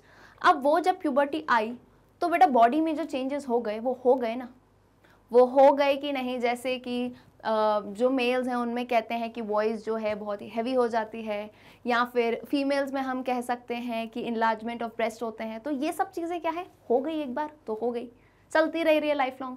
बट जब हम नर्वस की बात करते हैं, इलेक्ट्रिकल इम्पल्सेस की बात करते हैं, तब क्या होता है, यहाँ हाथ हटाया पलक मैम ने, यहाँ हटा दिया। पूरा वीडियो देख लो, कितनी अलग अलग एक्टिविटी कर रही हूँ मैं, इधर से इधर जा रही हूँ, मैं ऐसे कर रही हूँ, मैं इधर देख रही हूँ, कितना कुछ लिख रही हूँ। तो ये लॉन्ग लास्टिंग नहीं है, ये चेंज होता जा रहा है। On the other hand hormones का एक्शन धीरे होता है लेकिन लॉन्ग लास्टिंग होता है, ठीक, कुड बी लॉन्ग लास्टिंग। चलो भाई, आई होप कैरेक्टर्स बिल्कुल ही क्लियर हो गए आपको। अब आ जाओ रिलीज ऑफ हॉर्मोन्स पे। Release of hormones is basically, जब हम कह रहे हैं हॉर्मोन्स रिलीज तो होंगे, लेकिन what are the stimulation. Stimulation कह सकते हैं कि कौन सा स्टिमुलस आया भाई, ऐसी कौन सी कंडीशन आई कि हॉर्मोन्स रिलीज हुए। तो उस बेसिस पे हम देखेंगे 3 type of stimuli, stimulus. I have already cleared कि ये क्या होते हैं, इन्वायरमेंटल फैक्टर्स, ऐसे फैक्टर्स जिसकी वजह से कुछ ना कुछ हमारी बॉडी में चेंजेस आ जाते हैं। जैसे कि अभी अगर आप मार्केट में जाओगे, आपको पलक मैम दिखेंगी, आपने जोर से बुलाया पलक मैम, तो मैं मुड़ के देखूंगी ना, तो ये जो आपने बुलाया यानी sound, it is also a stimulus. यहाँ किसी ने टैप किया, सो ये touch is also a stimulus, ठीक। तो इधर देखते हैं हॉर्मोन्स रिलीज होने में कौन से स्टिमुलस काम आते हैं। Hormones are released from the endocrine glands by 3 types of stimulus. 3 type के स्टिमुलस होते हैं। Number 1, specific metabolite. The presence of a specific metabolite in the blood elicits the hormone to deal with it. For instance, example ले लेते हैं, excess of glucose in the blood causes the release of insulin hormone from the pancreas endocrine gland. अब समझो, अब मैं समझाती हूँ कहानी, देखो। स्पेसिफिक बोलाइट, पहले मतलब तो स्पेसिफिक मतलब का समझते हो, कोई भी स्पेसिफिक चीज़ है ना, कोई भी स्पेसिफिक चीज़ होती है उसे हम कहते हैं स्पेसिफिक यानी पर्टिकुलर, ठीक। मेटाबोलाइट, अब समझो, कोई भी ऐसा कंपाउंड ले लो या केमिकल ले लो जिसके बॉडी में होने से हॉर्मोन्स एक्साइट हो जाते हैं। आपने हार्मोन वर्ड का बेटा पीछे मैंने मतलब बताया था, एक्साइट होना। एक्साइट यानी क्या होता है ना, हम किसी चीज़ को देख के एक्साइट हो गए, या हमारे घर में कोई हमारे पेरेंट्स कुछ ले आए तो हम एक्साइट हो जाते हैं। तो वैसे ही अब अगर किसी हार्मोन को कोई ऐसा पर्टिकुलर, उसी का पर्टिकुलर, सारे नहीं, कितने सारे केमिकल्स होते हैं, मेटाबोलाइट्स होते हैं, सबकी बात नहीं है, किसी पर्टिकुलर मेटाबोलाइट को देख के जब हार्मोन एक्साइट होता है और वो रिलीज होता है, एक ये कंडीशन होती है जिसे हम कहते हैं स्पेसिफिक मेटाबोलाइट, तब होगा हार्मोन रिलीज। पहली कंडीशन क्या, जब अगर मेटाबोलाइट कोई भी स्पेसिफिक प्रेजेंट हो, कोई भी स्पेसिफिक मेटाबोलाइट कह लो या केमिकल कह लो, प्रेजेंट हो बॉडी में और उसे देख के हार्मोन एक्साइट हो जाए और रिलीज हो, ये होती है पहली कंडीशन। इंस्टेंस यानी एग्जांपल बताती हूँ, जैसे डायबिटीज़ आपने बीमारी सुनी होगी कॉमनली, ठीक है। डायबिटीज़ में क्या कहते हैं, मुझे शुगर हो गया, शुगर बढ़ गया है। तो शुगर यानी क्या, बॉडी में जो शुगर ग्लूकोज लेवल होता है बॉडी में, किस में, ब्लड में ग्लूकोज लेवल होता है वो बढ़ जाता है, ठीक है। अब क्या होता है, जब एक्सेस ग्लूकोज ब्लड में बढ़ जाता है तो क्या होता है, उसको देख के कौन सा हार्मोन एक्साइट होता है, इंसुलिन हार्मोन। मैं बहुत धीरे धीरे बता रही हूँ ताकि समझते जाओ कॉन्सेप्ट को। उसको देख के कौन एक्साइट हो जाता है, इंसुलिन हार्मोन, जो कि कहाँ से निकलता है, पैनक्रियास से। अभी पीछे ही देख चुके हैं हम, पैनक्रियास से निकलता है इंसुलिन, ठीक है। ओके, तो ये निकला क्यों, इसको देख के निकला क्यों, क्योंकि इंसुलिन का बेटा काम ही यही है, इंसुलिन रेगुलेट्स द ग्लूकोज और we can say sugar level of the blood, ठीक है। तो जैसे ही उसने देखा अरे शुगर लेवल तो बढ़ गया ब्लड में, I need to come out, कौन कहता है, इंसुलिन हार्मोन, ठीक है। उसने देखा कि ग्लूकोज लेवल बढ़ चुका है तो कौन सा हार्मोन निकलता है, इंसुलिन हार्मोन, पैनक्रियास से रेगुलेट करने के लिए। तो सबसे पहला स्टिमुलस क्या कह सकते हैं, specific metabolite. Insulin lowers the level of glucose in the blood, देख लो ग्लूकोज लेवल को लोअर करता है। इसी एक बात बताती हूँ, यूजुअली आपने देखा होगा डायबिटीज़ वगैरह किसी को हो घर में या आसपास, तो काफ़ी सारे लोग हैं जिनकी क्रिटिकल कंडीशन होती है, तो इंसुलिन की जैसे बोलते हैं ना, इंजेक्शन लेते हैं, शॉट्स लेते हैं। तो वो जो ऐसे दवाई लगाते हैं ना डायबिटीज़ वाले, जो इंजेक्शन लगाते हैं वो किसके होते हैं, इंसुलिन के। क्यों, क्योंकि शुगर तो बढ़ चुका है और बॉडी में इंसुलिन उतना प्रोड्यूस नहीं हो रहा है, तो ये क्या करते हैं, एक्सटर्नली इंजेक्शन लेते हैं। किसके इंजेक्शन? ऐसे लगाते हुए, मैं एक्शन इसलिए कर रही हूँ क्योंकि होता है ना, लगाते हुए लोग देखे होंगे आपने डायबिटिक पेशेंट्स, तो वो किसके शॉट्स लेते हैं? इंसुलिन के, ताकि उनके ब्लड का ग्लूकोज लेवल कम हो जाए, रेगुलेटेड रहे। ठीक है, समझ आया? पहला वाला क्या था। Second now other hormones. Other hormones में क्या है? The presence of a specific hormone in the blood induces the release of another hormone. ये जो पीछे मम्मी वाली बात बताई नहीं थी, मम्मी ने बड़ी बहन को उठाया, बड़ी बहन ने इसको, तो वैसे ही किसी दूसरे हार्मोन के सबसे पहले तो कोई केमिकल कंपाउंड प्रेजेंट हो, कोई मेटाबोलाइट, या फिर सेकंड कोई दूसरे हार्मोन के प्रेजेंट होने से वो एक्साइट हो जाएगी। अरे ऐसा होता है ना कि अपने दोस्त को देखते हो, आप किसी पार्टी में गए, बोर हो रहे हो, जैसे आपने देखा अरे ये तो मेरे स्कूल का फ्रेंड है, मिल गया, कितना एक्साइटमेंट हो जाता है, चलो कोई तो मिला भाई, बोर हो रहे थे वैसे ही। तो वैसे ही यहाँ पे भी सिमिलरली एक हार्मोन ने दूसरे हार्मोन को देखा तो वो स्टिमुलेट हो जाता है। वैसा ही है presence of a specific hormone, specific, यहाँ पे भी सब स्पेसिफिक होगा, हर किसी हार्मोन को देख के नहीं ये ना खुश हो जाएंगे। अब जैसे आपने स्कूल का फ्रेंड तो देख लिया, लेकिन वो ऐसा है जिससे आपसे बनती नहीं है, मतलब वो अलग ही कैटेगरी के, अलग ही दोस्त हैं, मतलब नहीं यार इससे मेरी बनती नहीं है, तो फिर उसको देख के एक्साइट नहीं होंगे। स्पेसिफिक यानी जो आपके अच्छे दोस्त होंगे उन्हीं को देख के आप हो जाओगे एक्साइटेड। तो वैसे ही presence of specific hormone in the blood induces the release of another hormone. Example भी दिया है, for example certain hormones released from the anterior pituitary gland stimulate specific endocrine glands to release their hormones। अब ये कहानी सुनो, इतनी देर से पढ़ के समझ गए होगे कि पिट्यूटरी ग्लैंड बेटा एक एंडोक्राइन ग्लैंड है, ठीक है। अब पिट्यूटरी ग्लैंड में आगे तो पढ़ोगे अगले सेशन में जब ग्लैंड देखोगे, 3 लोब्स होते हैं। लोब्स इज बेसिकली डिवीजन होता है उनका, जब आप स्ट्रक्चर देखोगे ना 3 लोब्स डिवीजन दिखेगा, एंटीरियर, इंटरमीडिएट और पोस्टीरियर। तो यहाँ पे जो नाम लिया है ना एंटीरियर पिट्यूटरी ग्लैंड का है, तो कंफ्यूज मत होना, वो पिट्यूटरी ग्लैंड का ही एक लोब है, ठीक है। तो यहाँ पे ऐसे हार्मोन्स कुछ रिलीज होते हैं जिनसे दूसरे हार्मोन्स एक्साइट हो जाते हैं। जैसे कुछ हार्मोन्स रहते हैं टेस्टिस और ओवरीज में, वो जो हैं पिट्यूटरी ग्लैंड के हार्मोन देख के वो एक्साइट होते हैं कि अरे वाह ये मुझे दिख गया मेरा दोस्त, तो मैं भी अब रिलीज हो जाता हूँ। समझ आई कि नहीं ये बात? सेकंड क्या था? Other hormone. पहला क्या था? Specific metabolite. सेकंड है अदर यानी दूसरा हार्मोन। क्लियर है? थर्ड वाला आ जाते हैं स्टिमुलस। अब बोलोगे मैम एक तो हो गया मेटाबोलाइट, एक हो गया हार्मोन्स, अब और क्या रिलीज हो रहा है? तो तीसरा आ जाओ, अपने नर्वस सिस्टम को मत भूलो, न्यूरॉन्स को मत भूलो। थर्ड आता है न्यूरोनल इम्पल्स। नर्व इम्पल्स हमने पढ़े हैं, न्यूरोनल इम्पल्स एक ही बात है। अरे क्यों एक ही बात है? न्यूरॉन का दूसरा नाम क्या है? हर बार पता होने चाहिए आपको, सारे नहीं कहती हूँ, लेकिन देखो इस क्लास में जितने रिक्वायर्ड रहते हैं कि हाँ कॉमनली लाइक न्यूरॉन आपको पता होना चाहिए, इसे नर्व सेल्स कहते हैं, so we call it as nerve impulse और you can say neuronal impulse. Neurons of autonomic system, ANS जिसे हम कहते थे, autonomic nervous system, stimulate hormone release from some endocrine glands. क्या बात कही गई है यहाँ पे? इम्पल्स तो हमने पढ़ा था, इम्पल्स क्या होता है, पूरी कहानी देखी थी। जो मैसेज आ रहा है ट्रैवल करते हुए डेंड्राइट से लेके एक्सॉन तक, एक ही न्यूरॉन में डेंड्राइट से लेके एक्सॉन तक आता है और फिर एक्सॉन से लेके दूसरे के डेंड्राइट में जाता है, so on and so fourth, कहानी चलती रहती है। तो ओवर हेयर क्या होता है?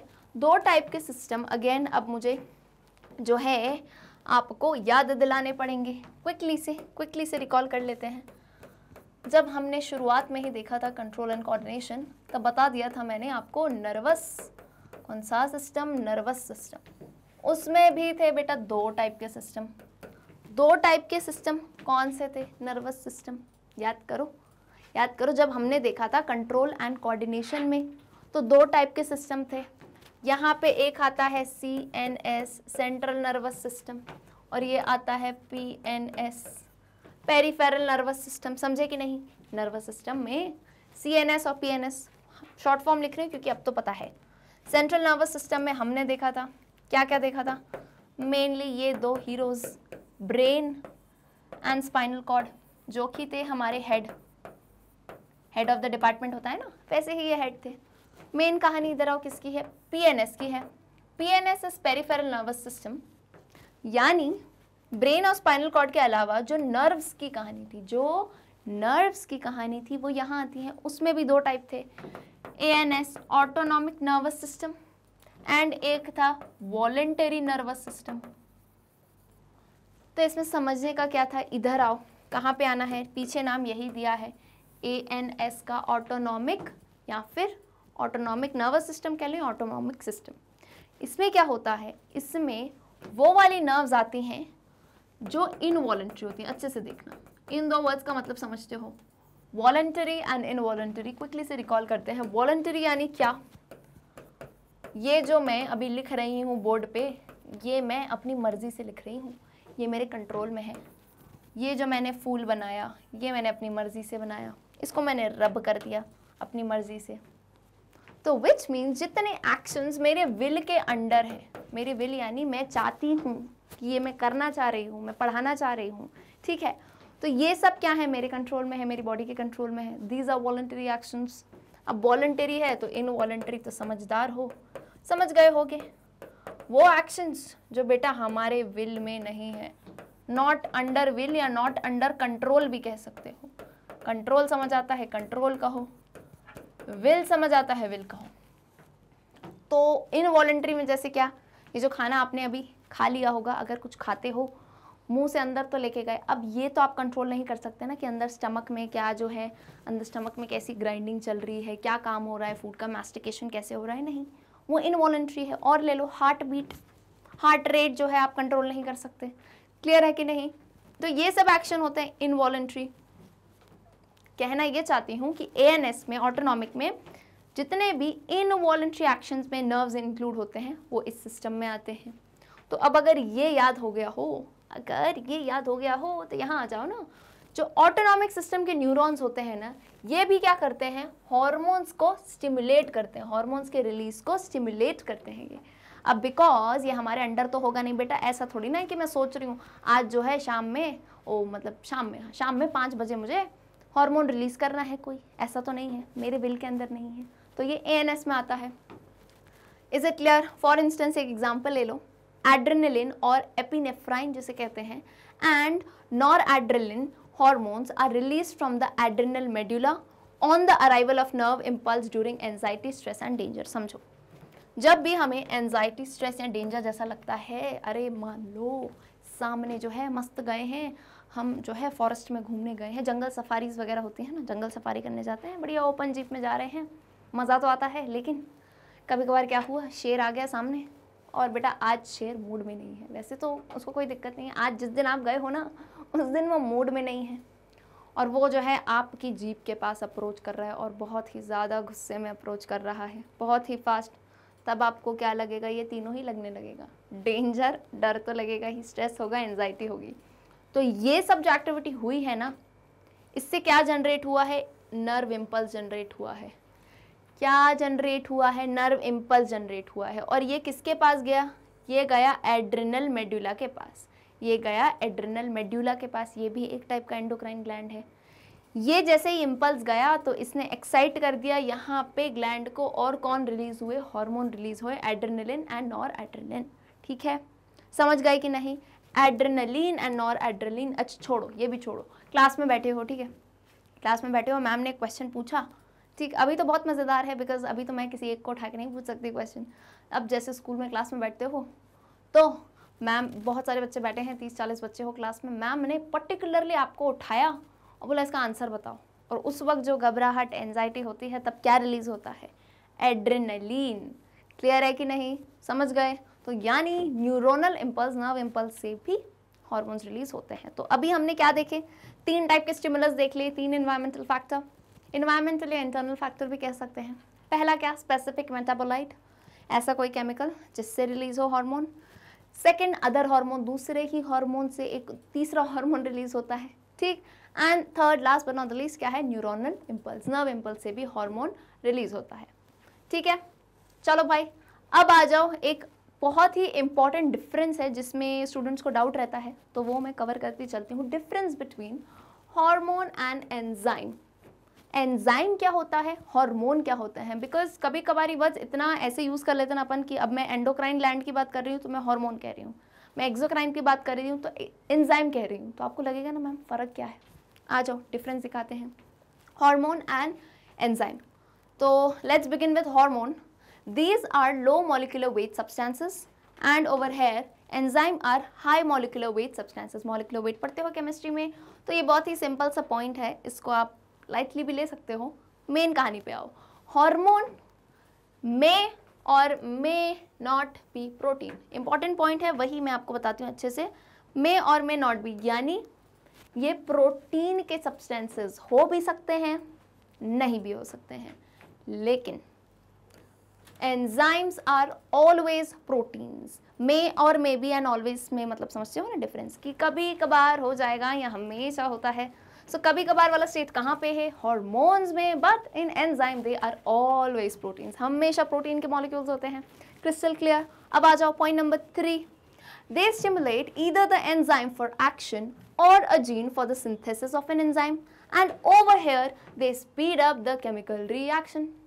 क्या समझे, हार्मोन क्या करते हैं, या तो हार्मोन का काम है, ये बेसिकली जो मैंने मदर बनाई थी ना माँ, उठाने का काम, तो हार्मोन यूजुअली क्या करते हैं, स्टिमुलेट करने का काम करते हैं। या तो किसी एंजाइम को स्टिमुलेट कर देंगे कि यार तुम सो रहे हो, जग जाओ, ये वही हैं जो जगा रहे हैं सबको, ठीक है।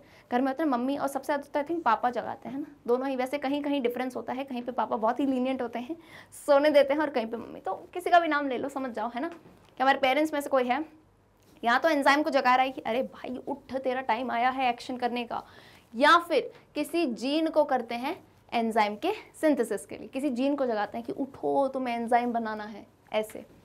ओवर हेयर एंजाइम क्या करते हैं, एंजाइम का मेन काम है केमिकल रिएक्शन को एक्सेलरेट करना, स्पीड अप करना। जैसे तभी मैं आपको कहती हूँ बेटा, एंजाइम को कैटलिस्ट से याद रखा करो। In chemistry you read catalyst, तो वैसे ही एंजाइम भी कैटलिस्ट है, बस बायो लगा दो, बायो कैटलिस्ट, बिकॉज लिविंग में जो रिएक्शन है उन पे ये काम करता है। I hope it's clear. Next point, they are destroyed after performing their duty, they are not consumed. समझे कि नहीं, क्या बात बोली है, हार्मोन ने जब अपनी ड्यूटी कर ली तो उन्हें डिस्ट्रॉय कर दिया जाता है, डिस्ट्रॉय हो जाते हैं वो। पर एंजाइम जो है वो मैंने कितनी बार बताया है, रिएक्शन में पार्ट नहीं, रिएक्शन के अंदर पार्ट नहीं लेते हैं, ऐसे वो जो स्पीड अप करते हैं। जैसे आप कुछ कुछ रिएक्शंस देखते होगे ना, यहाँ पे कुछ कुछ रिएक्शंस देखते हो जिसके ऊपर ऐसा नाम लिखा रहता है सलाइवरी। जैसे आ जाओ, स्टार्च ले लो, ठीक है, डाइजेशन होता है स्टार्च का, तो हम एक एंजाइम लिखते हैं, इधर लिखते हैं हमेशा एरो पे, सलाइवरी अमाइलेज, यानी it doesn't take part in the reaction, it is only speeding it up, ठीक है, उसको बढ़ाने का काम करता है। ऐसी बात हो रही है, ठीक है। स्टार्च को ये जो है ब्रेक डाउन कर देते हैं अपन, मान लेते हैं सिंपल शुगर में मान लो, ठीक है, या सिंपल कार्बोहाइड्रेट्स में, ओके। चलो, मोनोसैकेराइड, डाइसैकेराइड ऐसे भी लिख सकते हो, ठीक है। अभी जो समझाना था वो समझे कि नहीं, सलाइवरी अमाइलेज की कहानी। तो वैसे ही ये पॉइंट समझ आया होगा, मैं थोड़ा साइड हो जाती हूँ so that you guys can take a screenshot, okay. ये पॉइंट्स हेल्प करते हैं, बहुत हेल्प करते हैं, जब भी कोई क्वेश्चन आते हैं उनमें जब डायरेक्टली पूछ लिया जाता है, okay. I hope hormone and enzyme के डिफरेंस समझ आए होंगे। यहाँ थी हमारी कहानी ग्लैंड्स एंड हार्मोन्स की। Till then what you have to do, you can go to our website, जो है आप इंटरनेट पे टाइप करोगे magnetbrains.com, ऐसा एक पेज ओपन हो जाएगा। For your information, it is India's number 1 platform for 100% free of cost education. Yes, free education है, लेकिन एकदम क्वालिटी एजुकेशन है, तो वीडियो देख के समझ आ गया होगा। अब कोर्सेज कैसे एक्सप्लोर करने हैं मैं हेल्प कर देती हूँ। आप भी जो है अपने फ्रेंड्स को, अपने कजन्स को, कोई भी एज ग्रुप के हो, किसी भी एग्ज़ाम की तैयारी कर रहे हो, ये बता सकते हो। लेफ्ट साइड पे कोर्सेज हैं, इंग्लिश हिंदी दोनों लैंग्वेजेस में, KG से लेके 12th, ओलम्पियाड्स, कॉम्पिटिशन, यहाँ पे क्लासेस हैं। आप कौन सी क्लास में हो, you are in class 10th, so you can click over here. यहाँ पे क्लिक करोगे तो ऐसा पेज खुलेगा। बाकी टीचर्स के भी बहुत ही बेहतरीन वीडियो हैं, तो आप वॉच नाउ पे क्लिक कर सकते हैं। For class 10th NSO biology you can click over hair, मेरी शक्ल दिखेगी एंड एक ऐसा पेज खुल जाएगा। तो जितने भी हम चैप्टर्स हैं उन्हें टॉपिक वाइज कवर करते हैं, और फॉर NSO हम हर चैप्टर में जो है MCQ सॉल्व करते हैं तीनों लेवल्स के। Is it clear or not? तो आप जाके देख सकते हो, वीडियो लेक्चर्स यहाँ पे टाइमिंग भी दिया गया है। ऑलराइट, एंड अगर ये वाला वीडियो पसंद आया हो तो लाइक सब्सक्राइब शेयर करना मत भूलना। कमेंट सेक्शन में जो मैंने होमवर्क दिया है वो बताओ, एंड इफ अगर कोई डाउट हो वो भी बता सकते हो। I will see to it. See all in the next video. Till then, good bye.